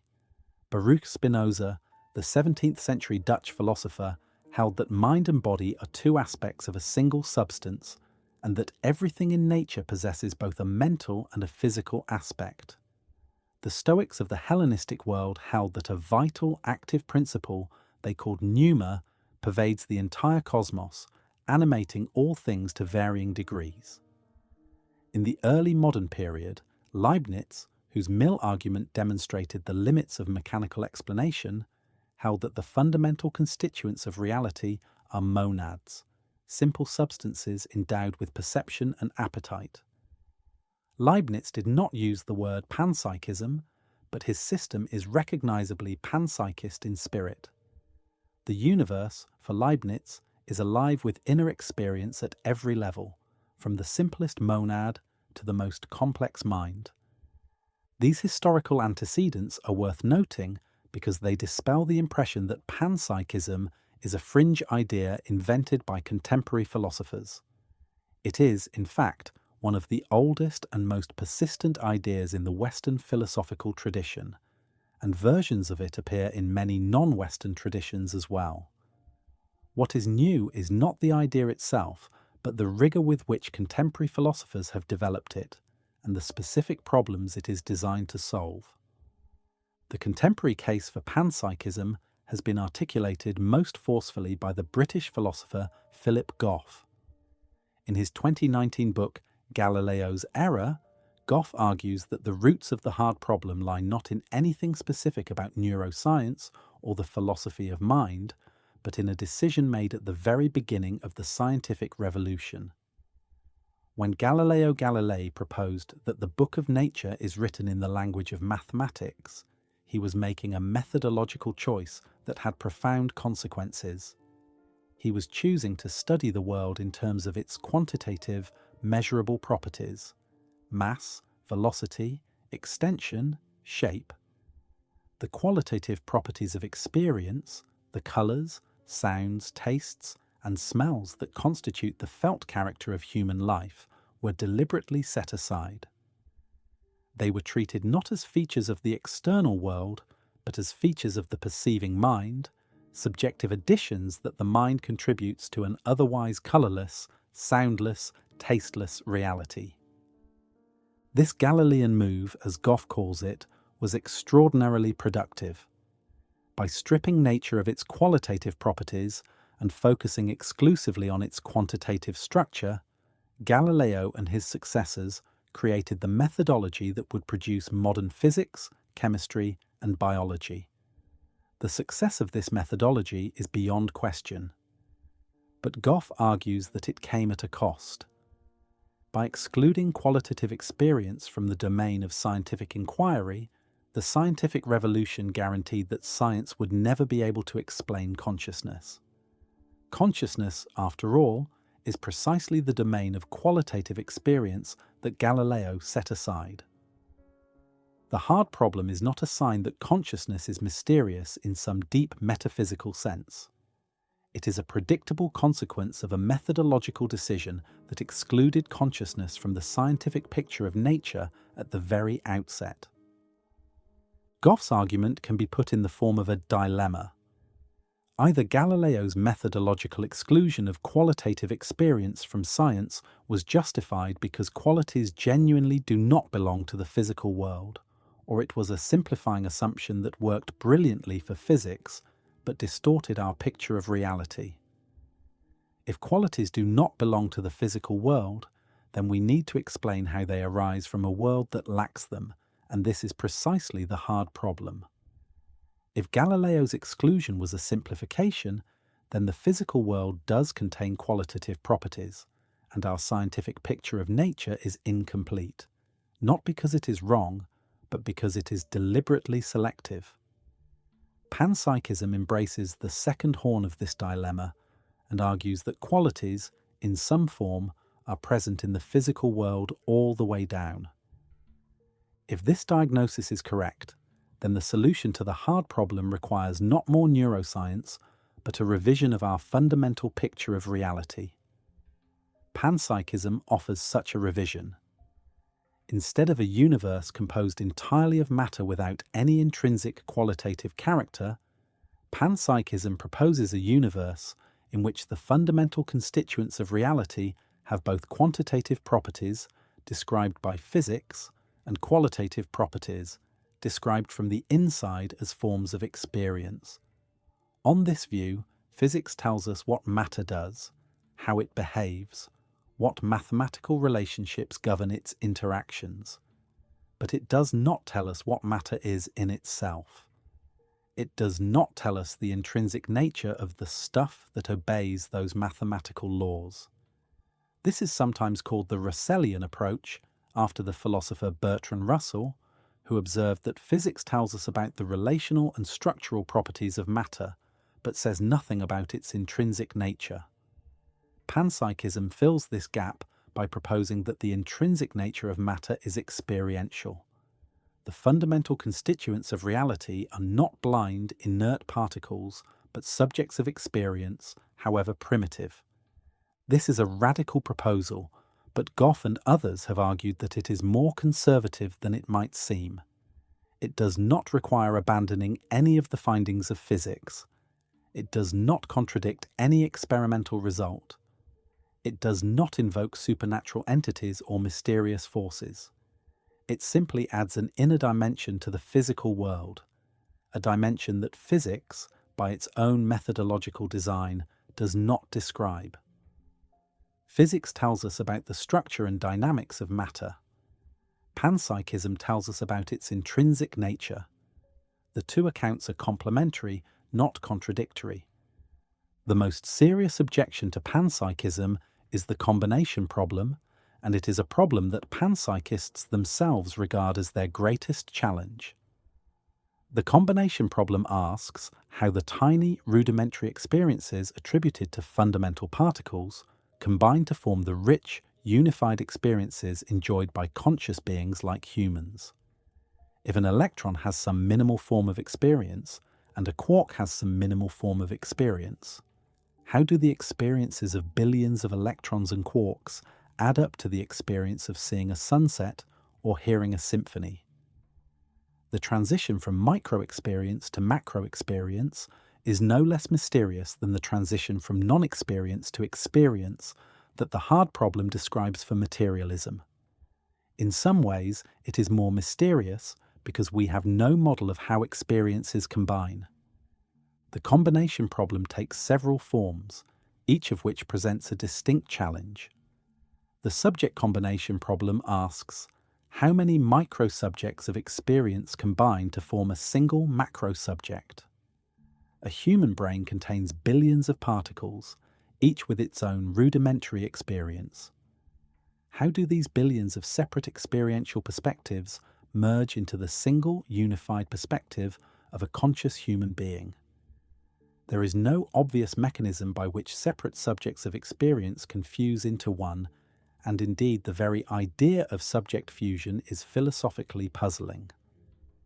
A room full of people does not have a single unified experience just because the people are in close proximity.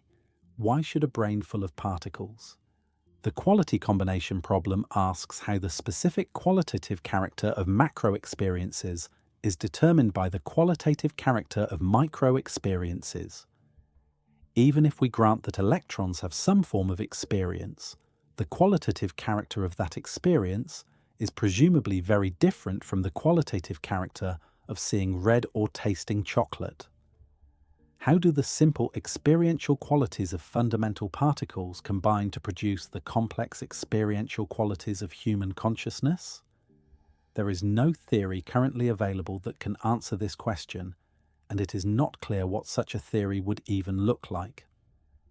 The structure combination problem asks how the complex structure of human experience, with its spatial organization, its temporal flow, its unity and its diversity, arises from the presumably unstructured experiences of fundamental particles.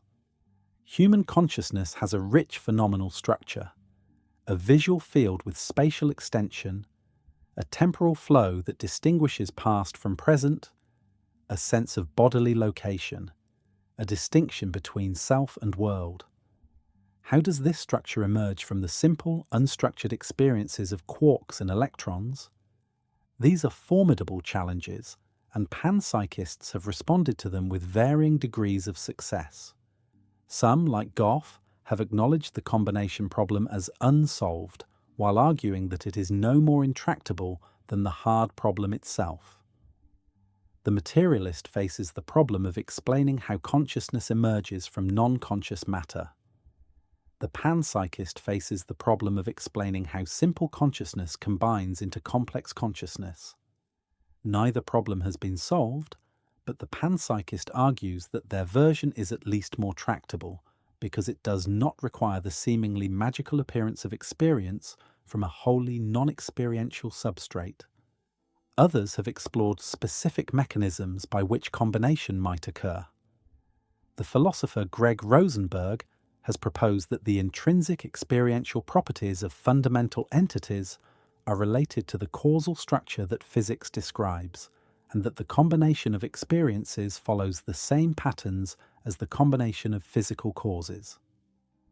The cosmopsychist Itai Shani has argued that the fundamental subject of experience is the universe as a whole, and that individual minds are aspects or fragments of this cosmic consciousness, thereby reversing the combination problem into a decomposition problem. These proposals are speculative, but they illustrate the range of strategies that panpsychists have developed to address their central difficulty.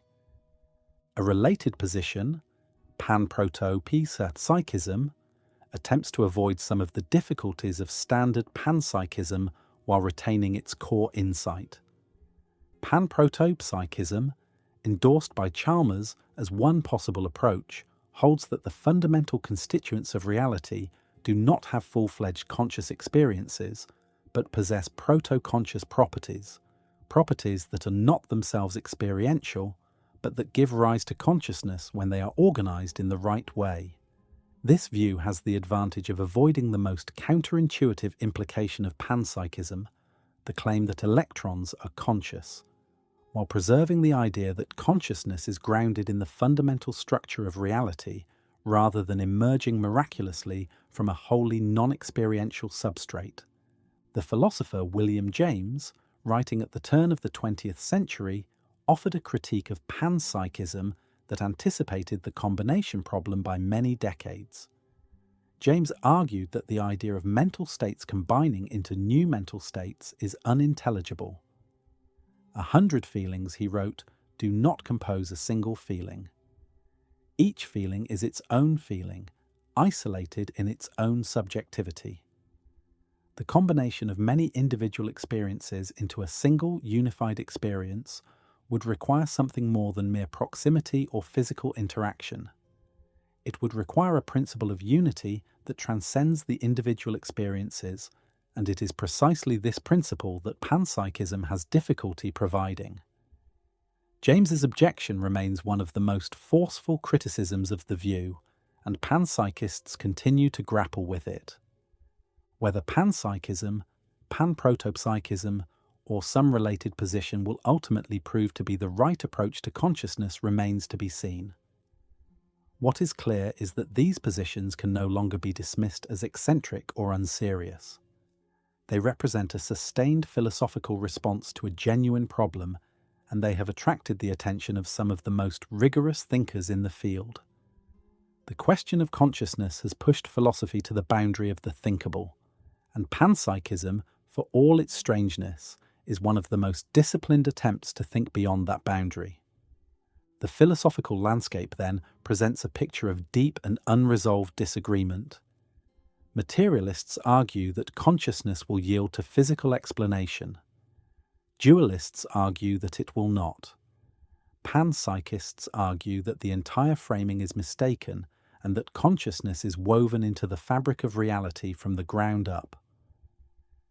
But alongside these philosophical debates, a parallel effort has been underway: the attempt to develop a rigorous scientific theory of consciousness, a theory that can be tested, refined, and potentially falsified. That effort has produced at least one framework ambitious enough to claim the title of a scientific theory of consciousness. Giulio Tononi, an Italian-born neuroscientist working at the University of Wisconsin-Madison, wanted to do something that most philosophers regarded as impossible. He wanted to build a mathematical theory of consciousness, not a theory of the neural correlates of consciousness, not a theory of the cognitive functions associated with consciousness, but a theory that would identify consciousness itself with a precisely defined mathematical quantity.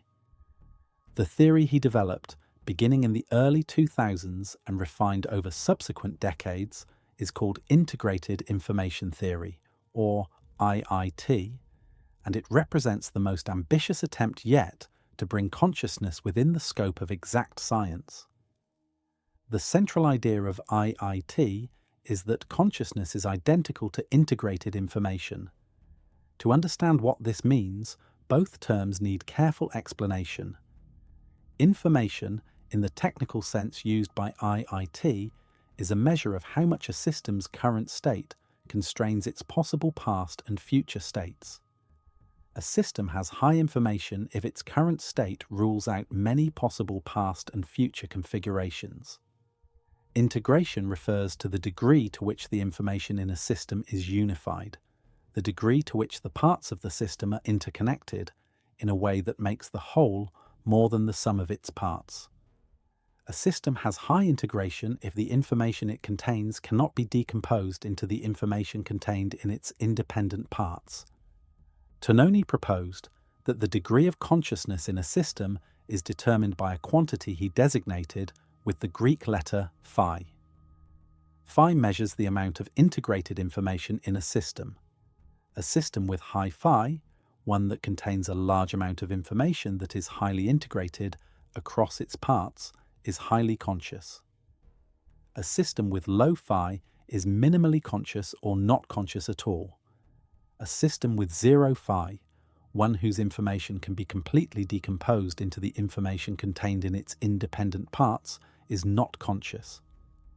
The appeal of IIT lies in its ambition and its precision. Unlike most philosophical theories of consciousness, IIT makes specific quantitative predictions.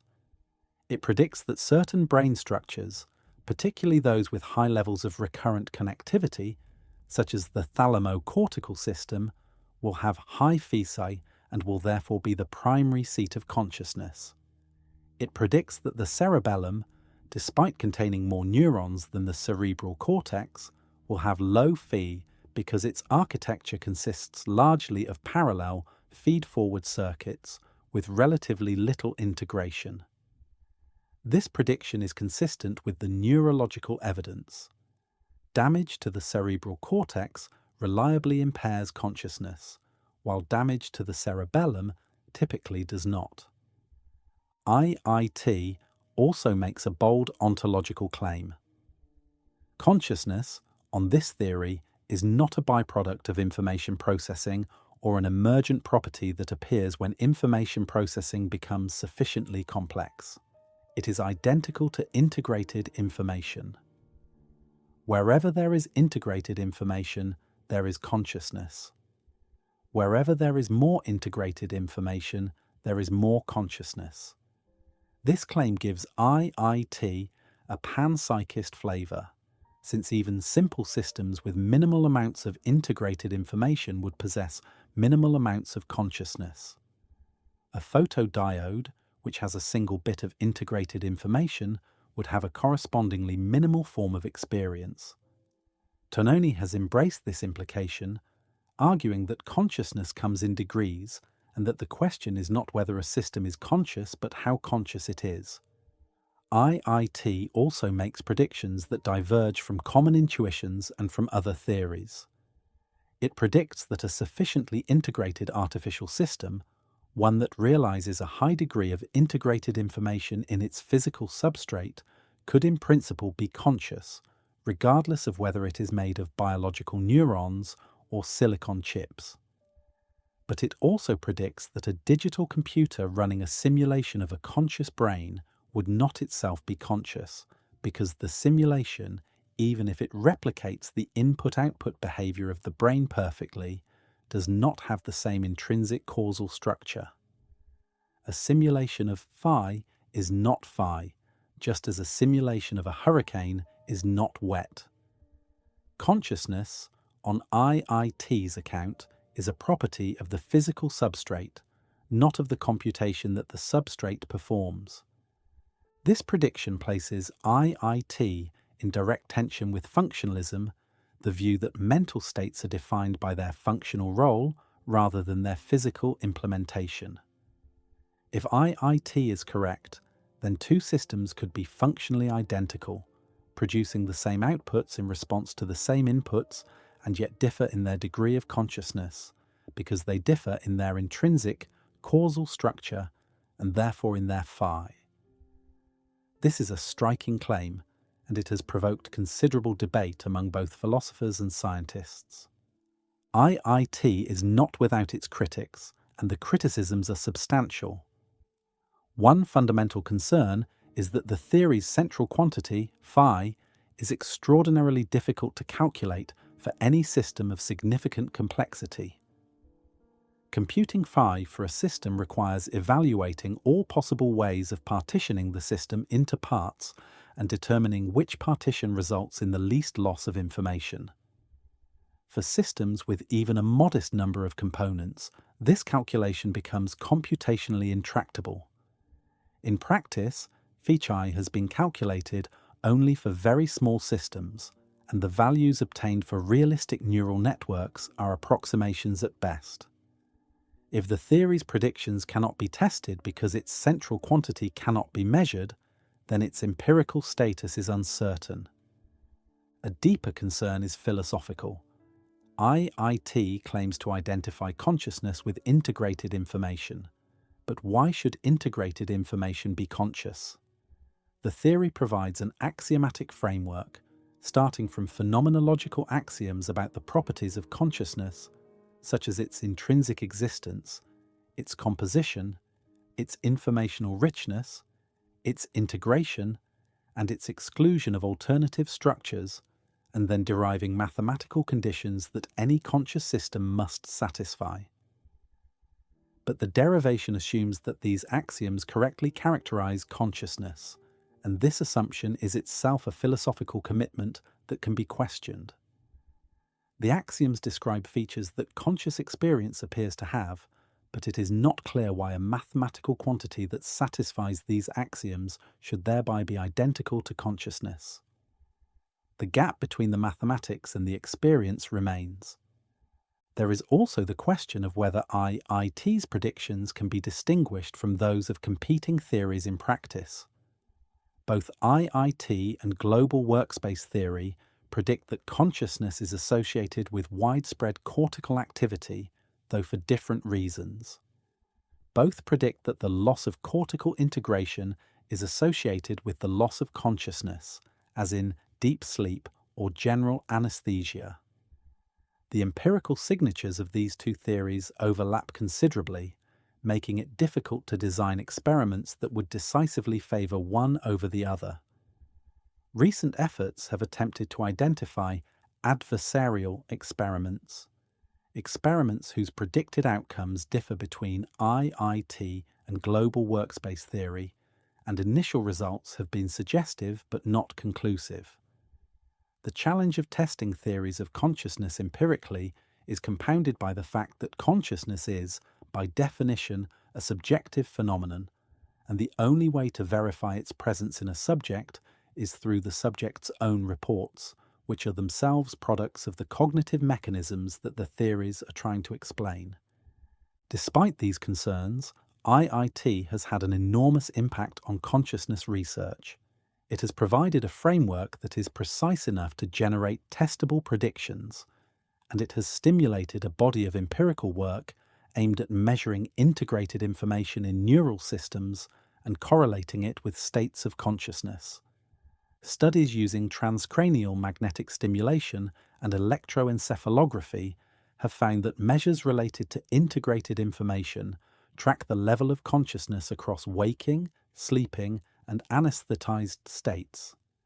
These findings do not conclusively validate IIT, but they suggest that the theory is on to something, that the degree of integration in a system is at least correlated with its level of consciousness, even if the precise relationship remains to be worked out. IIT is not the only scientific framework for consciousness. Several other approaches have been developed, each with its own strengths and limitations. Global workspace theory, originally proposed by the cognitive scientist Bernard Baars and later developed by the neuroscientist Stanislas Dehaene, holds that consciousness arises when information is broadcast widely across the brain through a global neuronal workspace.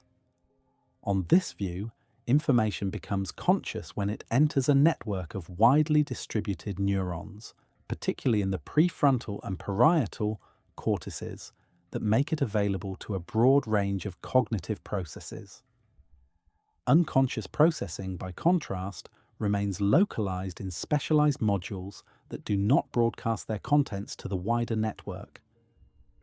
Global workspace theory has the advantage of being closely tied to neuroscientific evidence. It explains why attention is necessary for consciousness, since attention is the mechanism that selects which information enters the global workspace. It explains why certain brain regions are more important for consciousness than others, since the global workspace is associated with specific cortical networks. And it makes predictions that can be tested using neuroimaging and electrophysiology. But it faces the same philosophical limitation as other functionalist approaches. It explains how information becomes globally available, but it does not explain why global availability should feel like anything. Higher-order theories of consciousness, associated with philosophers such as David Rosenthal and Hak-Wan Lau, propose that a mental state is conscious when it is the object of a higher-order representation.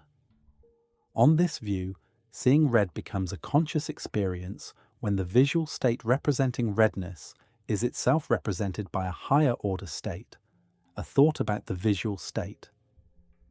Unconscious mental states are states that are not accompanied by higher-order representations. Higher-order theories have generated interesting empirical predictions and have been tested using neuroimaging and behavioral experiments. But they face the objection that the addition of a higher-order representation does not obviously explain why the first-order state should feel like anything. Adding a representation of a representation does not obviously create experience where none existed before. Roger Penrose, the British mathematician and physicist, proposed a more radical approach. In his 1989 book, The Emperor's New Mind, Penrose argued that consciousness cannot be explained by any computational process, because consciousness involves understanding, and understanding is not computable. Drawing on Gödel's incompleteness theorems, Penrose argued that the human mind is capable of grasping mathematical truths that no algorithmic process can reach, and that this capacity requires a non-computational physical process. He suggested that this process might involve quantum effects in the microtubules of neurons, a hypothesis he developed jointly with the anesthesiologist Stuart Hameroff. The Penrose-Hameroff hypothesis, known as orchestrated objective reduction, remains highly speculative and has been met with considerable skepticism from both physicists and neuroscientists.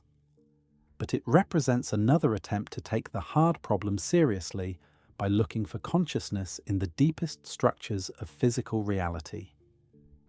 Francisco Varela, the Chilean neuroscientist and philosopher, pursued yet another approach.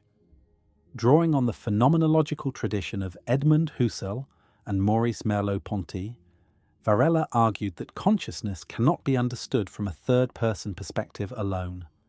It requires a method that integrates first-person reports of experience with third-person observations of brain activity.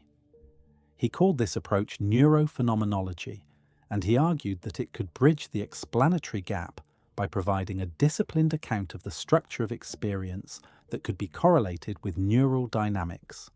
Varela's work, developed in collaboration with Evan Thompson and Eleanor Roche in their 1991 book The Embodied Mind, emphasizes the role of the body and the environment in shaping conscious experience. Consciousness, on this view, is not something that happens inside the brain. It is something that happens in the dynamic interaction between brain, body, and world. These diverse scientific approaches share a common ambition: to make consciousness a topic of rigorous empirical investigation. They have produced genuine insights, identified important neural correlates, and developed frameworks that are precise enough to generate testable predictions. And yet, as a group, they have not dissolved the hard problem. Each approach explains some aspect of consciousness, the mechanisms of attention, the neural correlates of awareness, the information theoretic properties of conscious systems, but none of them explains why any of these physical processes should be accompanied by experience. The hard problem remains, sitting quietly at the center of every theory like a question that refuses to be answered. This is not a counsel of despair. It is a recognition that the science of consciousness, for all its remarkable progress, has not yet achieved the breakthrough that would bring subjective experience within the scope of objective explanation. Whether such a breakthrough is possible and what it might look like are questions that belong to the future. But there is another question, more urgent and more practical, that the hard problem poses for the present. It is the question of artificial intelligence and whether the machines we are building might be conscious. In 1980, the American philosopher John Searle published a paper in Behavioral and Brain Sciences that contained one of the most famous thought experiments of the 20th century. The paper was titled Minds, Brains and Programs, and the thought experiment it contained is known as the Chinese Room. Searle asked his readers to imagine a person, an English speaker with no knowledge of Chinese, locked in a room. Through a slot in the door, the person receives Chinese characters. Inside the room is a set of English language instructions, a rule book that tells the person how to manipulate the Chinese characters and produce new strings of characters as output. The instructions are purely formal. They specify which characters to produce in response to which inputs, based solely on the shapes of the characters without any reference to their meaning. The person follows the rules, produces the correct outputs, and passes them back through the slot. To someone outside the room who reads Chinese, the outputs are indistinguishable from those of a native Chinese speaker. The system passes any behavioral test for understanding Chinese. And yet, Searle argued, the person in the room does not understand Chinese. They are manipulating symbols according to rules without grasping their meaning. They are simulating understanding without possessing it. Searle's target was the claim, central to much of artificial intelligence research, that a system that produces the right outputs in response to the right inputs thereby understands the inputs. This claim, which Searle called strong artificial intelligence, holds that a suitably programmed computer is not merely simulating mental processes, but actually possessing them. The Chinese Room is designed to show that this claim is false. A system can manipulate symbols in ways that perfectly mimic understanding without any understanding taking place. The syntax of symbol manipulation is not sufficient for semantics, for meaning, and therefore not sufficient for genuine mental states. The implications of the Chinese Room for the consciousness question are profound. If Searle is right that behavioral equivalence does not entail mental equivalence, then no behavioral test can determine whether a system is conscious. A machine might produce outputs that are indistinguishable from those of a conscious human being, responding to questions with apparent understanding, expressing apparent emotions, reporting apparent experiences, and yet lack consciousness entirely. There would be nothing it is like to be that machine. It would be a philosophical zombie realized in silicon, producing all the behavioral signs of consciousness without any of the underlying reality. This possibility is directly entailed by the hard problem. If consciousness is something over and above physical function, if the explanatory gap is genuine, then there is no necessary connection between what a system does and what it experiences. A system could perform every cognitive function associated with consciousness, including reporting on its own internal states, without having any subjective experience. The reports would be generated by the same mechanisms that generate reports in a conscious being, but they would not be accompanied by the felt quality that makes conscious reports reports of experience. They would be empty words produced by a process that, for all its sophistication, is as devoid of inner life as a pocket calculator. Searle's thought experiment has been debated extensively since its publication, and it has generated a vast body of commentary. The most common response, known as the system's reply, argues that while the person in the room does not understand Chinese, the system as a whole, the person plus the rulebook plus the room, does understand Chinese. Searle rejected this reply, arguing that even if we imagine the person memorizing the entire rulebook and performing the manipulations in their head, they would still not understand Chinese. The understanding, Searle insisted, is not present anywhere in the system, because understanding requires more than the formal manipulation of symbols. It requires what Searle called intentionality, the mind's capacity to be about things, to mean things, to grasp content rather than merely to shuffle syntax. The relevance of the Chinese room to the consciousness question goes beyond the specific issue of understanding. It illustrates a more general point about the relationship between process and experience. A system can implement a complex process, one that produces outputs indistinguishable from those of a conscious being, without any experience occurring. The process is real. The behavior is real. But the inner life, if there is no inner life, is simply absent. No external observer can detect this absence because it is not the kind of thing that external observation can detect. The system performs as if it were conscious. But performance is not consciousness. The question of AI consciousness has moved from a purely philosophical concern to one of practical urgency. Modern large language models produce text that is fluent, coherent, and often remarkably insightful. They answer questions about their own experiences, describe what they feel, and even express uncertainty about whether they are conscious. To a human interlocutor, these outputs can feel uncannily like the responses of a conscious being. But the hard problem teaches us that behavioral similarity is not evidence of experiential similarity. A system can produce text about its experiences without having any experiences. It can describe what it is like to see red without seeing anything. It can report feeling confused without feeling anything at all. This is not to say that AI systems are definitely not conscious. That claim would be as unwarranted as the claim that they definitely are. The hard problem cuts both ways. If we cannot explain how consciousness arises from physical processes in a brain, we are in no position to assert confidently that it cannot arise in other physical substrates. The philosophical zombie thought experiment shows that consciousness is not logically entailed by physical function. But it does not show that consciousness is impossible in systems other than biological brains. A silicon-based system might be conscious. A quantum computer might be conscious. We simply do not know, because we do not have a theory of consciousness that tells us what physical conditions are sufficient for experience. The frameworks developed in previous chapters offer different perspectives on this question. IIT predicts that consciousness depends on the intrinsic causal structure of a system, not on its functional organization alone. On IIT's account, a digital computer running a simulation of a conscious brain would not be conscious because the simulation does not have the same integrated information as the original.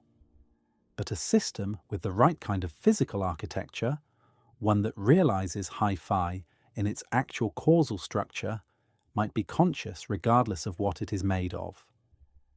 This gives a specific, if currently untestable, answer to the question of machine consciousness. It depends on the physical implementation, not just the software. Functionalism, by contrast, predicts that any system that realizes the right functional organization is conscious, regardless of its physical substrate. If a silicon-based system replicates the functional organization of a human brain, then it has the same mental states, including conscious experiences, as a human being. This is a more permissive view, and it implies that sufficiently sophisticated artificial systems could, in principle, be conscious. But the hard problem challenges functionalism on precisely this point. If two systems can be functionally identical and yet differ in their conscious experience, as the zombie argument suggests, then functional organization alone is not sufficient for consciousness. Panpsychism offers yet another perspective. If consciousness is a fundamental feature of reality, present in some form in all matter, then any sufficiently complex physical system might be conscious, including artificial ones. The question would not be whether the system is made of the right material, but whether it is organized in a way that allows its fundamental experiential properties to combine into a rich, unified conscious experience. On this view, the question of machine consciousness becomes a question about the conditions under which micro-experiences combine into macro-experiences, which is to say, it becomes a version of the combination problem. There is also the question of what we might call the argument from analogy. We attribute consciousness to other human beings because they are similar to us in relevant respects. They have brains like ours, bodies like ours, behaviors like ours, and evolutionary histories like ours. The strength of the analogy weakens as the similarities decrease. We are reasonably confident that other mammals are conscious because their nervous systems are similar to ours. We are less confident about insects, whose nervous systems are radically different. We are deeply uncertain about plants, about single-celled organisms, and about artificial systems. The argument from analogy offers no bright line between the conscious and the non-conscious. It offers only a gradient of similarity, and the gradient fades into uncertainty long before it reaches the artificial systems that concern us most. Ludwig Wittgenstein, the Austrian-British philosopher, raised a concern about the consciousness of others that bears directly on the AI question. Wittgenstein argued that we cannot point to consciousness as a thing that is either present or absent in a system.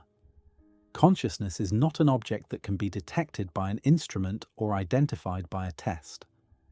Our attribution of consciousness to other beings is based on a complex web of behavioral, biological, and contextual cues, and it is embedded in the practices and language games of our shared form of life.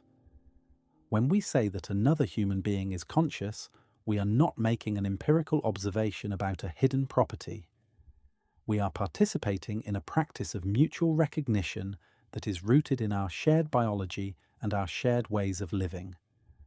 Whether this practice can be extended to machines, and on what grounds, is a question that Wittgenstein's philosophy leaves genuinely open.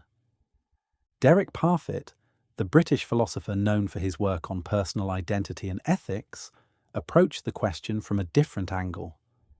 Parfit's work, particularly in his 1984 book Reasons and Persons, challenged the assumption that personal identity is a determinate, all-or-nothing affair. He argued that questions about whether a person is the same person over time, or whether a being is the same being after certain transformations, may not have determinate answers. The question might be indeterminate, not because of our ignorance, but because of the nature of the concepts involved. A similar point may apply to consciousness. The question of whether a particular AI system is conscious may not have a determinate yes or no answer. There may be a continuum of cases from clearly conscious beings to clearly non-conscious objects, with a vast middle ground where the concept of consciousness simply does not yield a definite verdict. This indeterminacy does not relieve us of moral responsibility. If anything, it intensifies it. If we cannot determine whether a system is conscious, then we face a genuine moral dilemma. If the system is conscious and we treat it as a mere tool, we may be committing a serious moral wrong. If it is not conscious and we treat it as a moral patient, we may be wasting resources and distorting our moral priorities. The stakes of getting this wrong in either direction are considerable. The moral dimension of the AI consciousness question extends beyond the treatment of individual machines. It raises fundamental questions about the nature of moral consideration itself. Most ethical traditions hold that consciousness is the basis of moral status. A being that can suffer deserves consideration because its suffering matters, because there is something it is like to be that being, and that something includes the possibility of pain, distress, and deprivation. If consciousness is the source of moral status, then the question of which beings are conscious is not merely a philosophical curiosity. It is the most important moral question we can ask. The difficulty is compounded by the fact that AI systems are designed to produce outputs that resemble those of conscious beings. A language model that says it is confused has been trained on millions of examples of humans expressing confusion. Its output reflects the statistical patterns of human language, not necessarily the presence of an inner state. But the hard problem reminds us that the absence of evidence is not evidence of absence.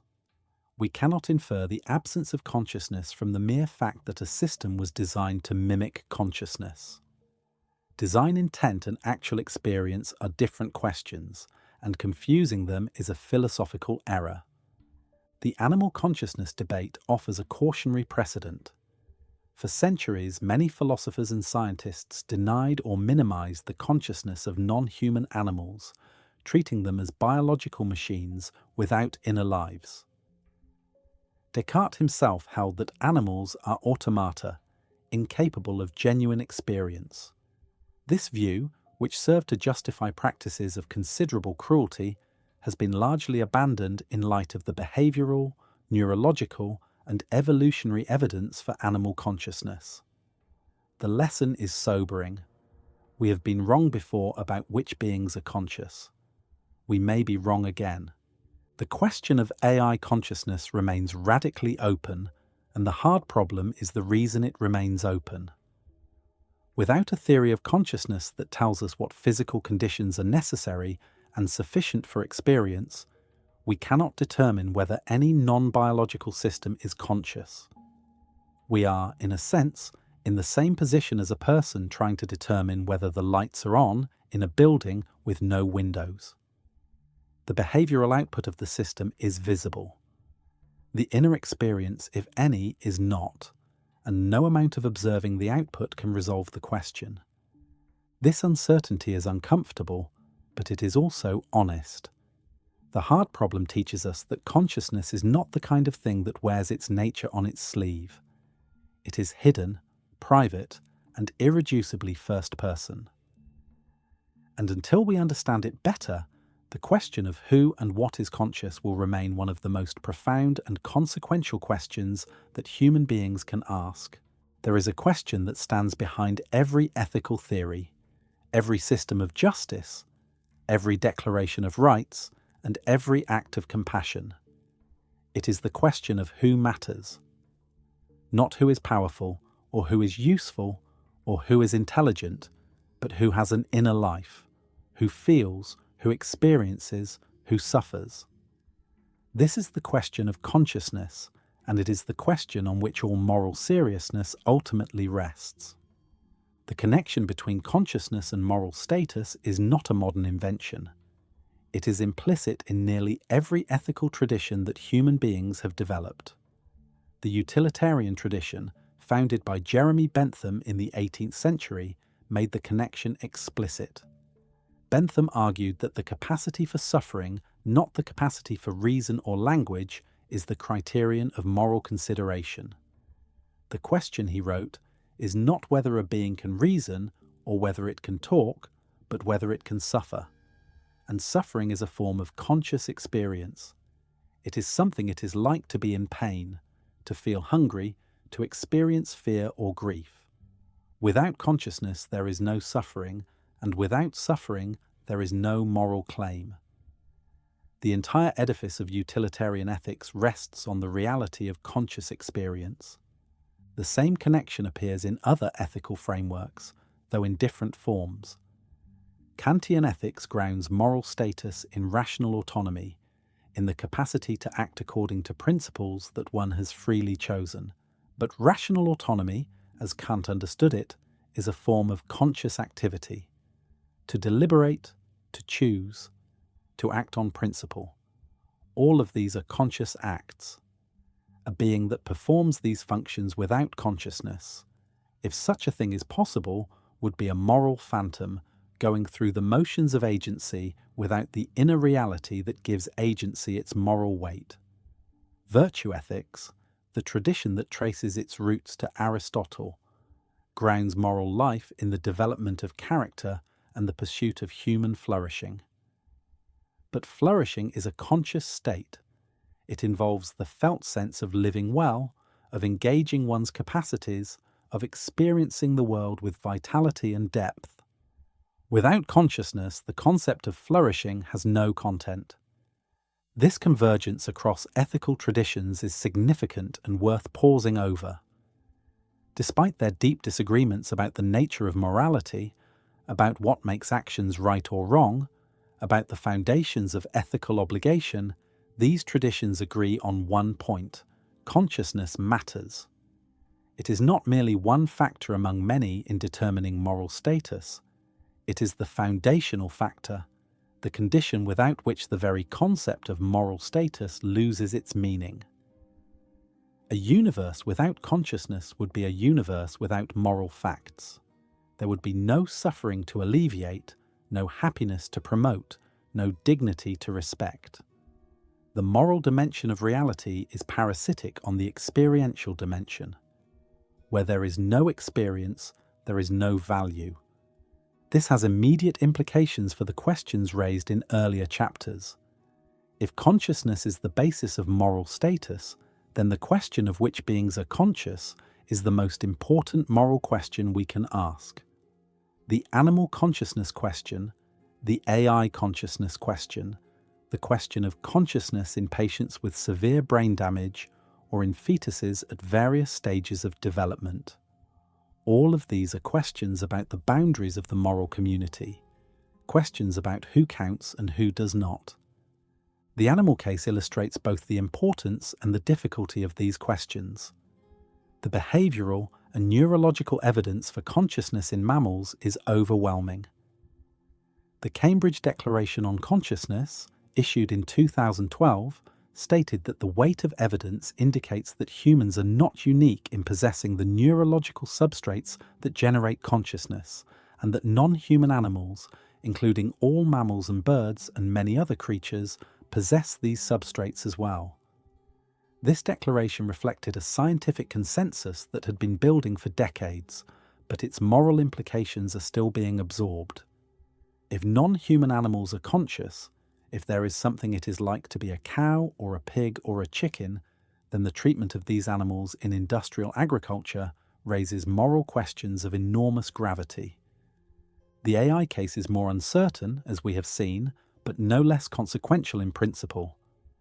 If a future artificial system were conscious, if there were something it is like to be that system, then it would have a moral claim on us regardless of whether it was made of carbon or silicon. The material composition of a conscious being is morally irrelevant.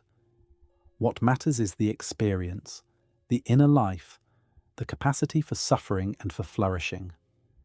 A conscious machine would not be a tool to be used and discarded. It would be a being with interests, with a perspective, with the capacity for suffering and perhaps for something like satisfaction or fulfillment. It would be a moral patient, a being whose interests deserve consideration. The fact that we currently have no way to determine whether any existing AI system is conscious makes this question all the more urgent, because it means we might be creating conscious beings without knowing it, and treating them as mere instruments without recognizing the moral weight of what we have done. The question of consciousness in patients with disorders of consciousness, such as those in vegetative states or minimally conscious states, illustrates the urgency of these issues with painful clarity. Research by Adrian Owen and others has demonstrated that some patients who are clinically diagnosed as being in a vegetative state, showing no outward signs of awareness, can in fact respond to instructions when tested using functional magnetic resonance imaging. When asked to imagine playing tennis, some of these patients show patterns of brain activity that are indistinguishable from those of healthy, conscious volunteers. These findings suggest that consciousness may be present in patients whom clinical assessment has judged to be unconscious.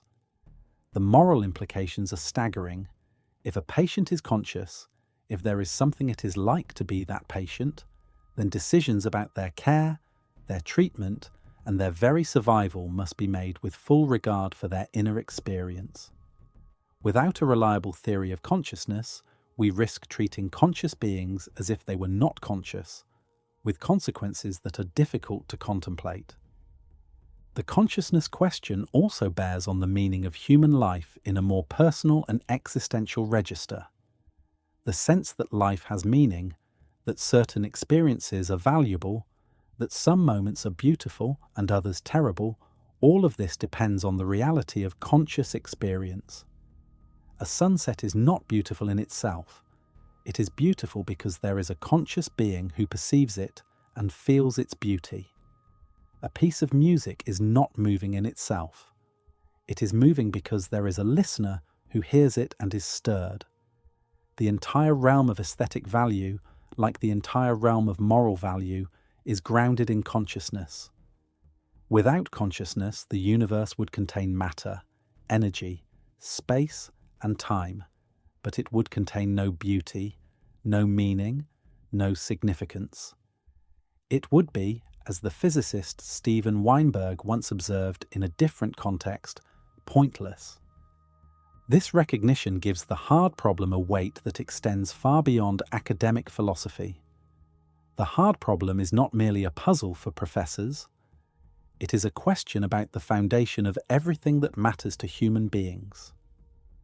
If consciousness is real, if there truly is something it is like to be alive, then the universe contains value, meaning, and moral significance.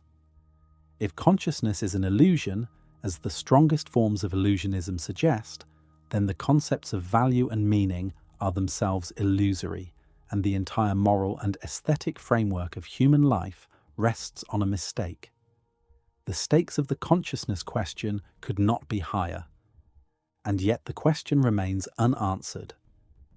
After centuries of philosophical inquiry and decades of scientific research, we do not know what consciousness is. We do not know how it arises from physical matter, or even whether it does. We do not know whether it is a fundamental feature of reality or an emergent property of complex systems. We do not know what the necessary and sufficient conditions for consciousness are, and we do not know which beings besides ourselves are conscious. The hard problem is not just hard. It is, as things stand, unsolved. There is a temptation, in the face of this uncertainty, to reach for premature closure.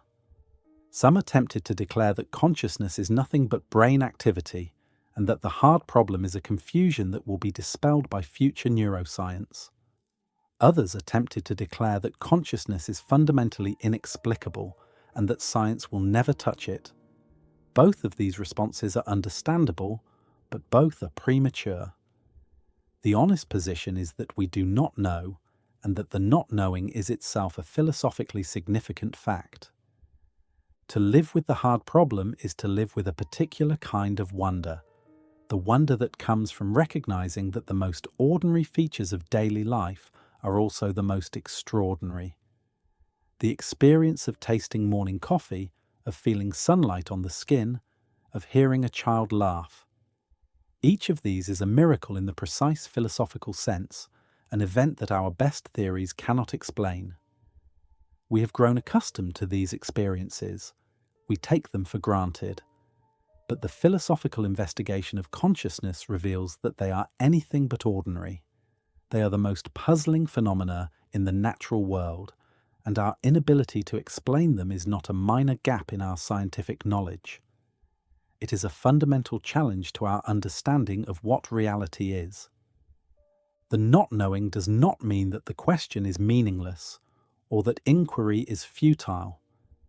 On the contrary, the history of the consciousness question, from Descartes through Nagel and Chalmers to the present day, is a history of genuine intellectual progress. We understand the question far better than we did 4 centuries ago. We have identified the specific features of consciousness that resist explanation. We have mapped the boundaries between what science can and cannot currently address.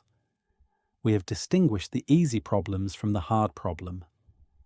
We have developed scientific frameworks that illuminate the neural correlates of consciousness and that generate testable predictions. We have explored the space of possible theories with philosophical rigor and scientific creativity. The progress is real, even if the ultimate answer remains elusive. What the consciousness question teaches us, perhaps above all, is a certain intellectual humility. The universe is stranger than our theories, and the fact that we are conscious is stranger than almost anything those theories describe. We are beings who experience the world from the inside, who feel pain and pleasure, who see colours and hear sounds, who love and grieve and wonder. These facts are so familiar that they are easy to overlook, so intimate that they are easy to take for granted. But they are also the most remarkable facts in existence. That anything should feel like anything at all, that the universe should contain not just matter in motion, but subjects of experience, beings for whom there is a light on inside. This is the deepest mystery, and it deserves our most careful and most honest attention. The hard problem may be solved one day by conceptual tools we do not yet possess, through a revolution in understanding as profound as any in the history of thought. Or it may remain unsolved, a permanent marker of the limits of human comprehension, a reminder that some features of reality may be too close to us to be seen clearly. Either way, the question itself is a testament to the strangeness and the grandeur of conscious existence. We are the universe becoming aware of itself, asking what awareness is, and finding that the answer is not yet within reach. There is something fitting about this. The question of consciousness arises from consciousness. It is asked by conscious beings, about conscious experience using the tools of conscious thought. The asker and the asked are the same. And perhaps that is why the question is so hard. We are trying to understand the very thing that makes understanding possible. We are trying to see the eye that sees. And if we cannot do it, if the hard problem remains forever beyond our grasp, that is not a reason for despair. It is a reason for wonder. The fact that we can ask the question at all, the fact that the universe contains beings who are troubled by their own existence and who seek to understand the nature of their own awareness, is itself the most astonishing thing that consciousness has produced. The mystery remains. It is where we began, and it is where we end. Not with an answer, but with the question itself, luminous and unresolved, the deepest question that a conscious being can ask.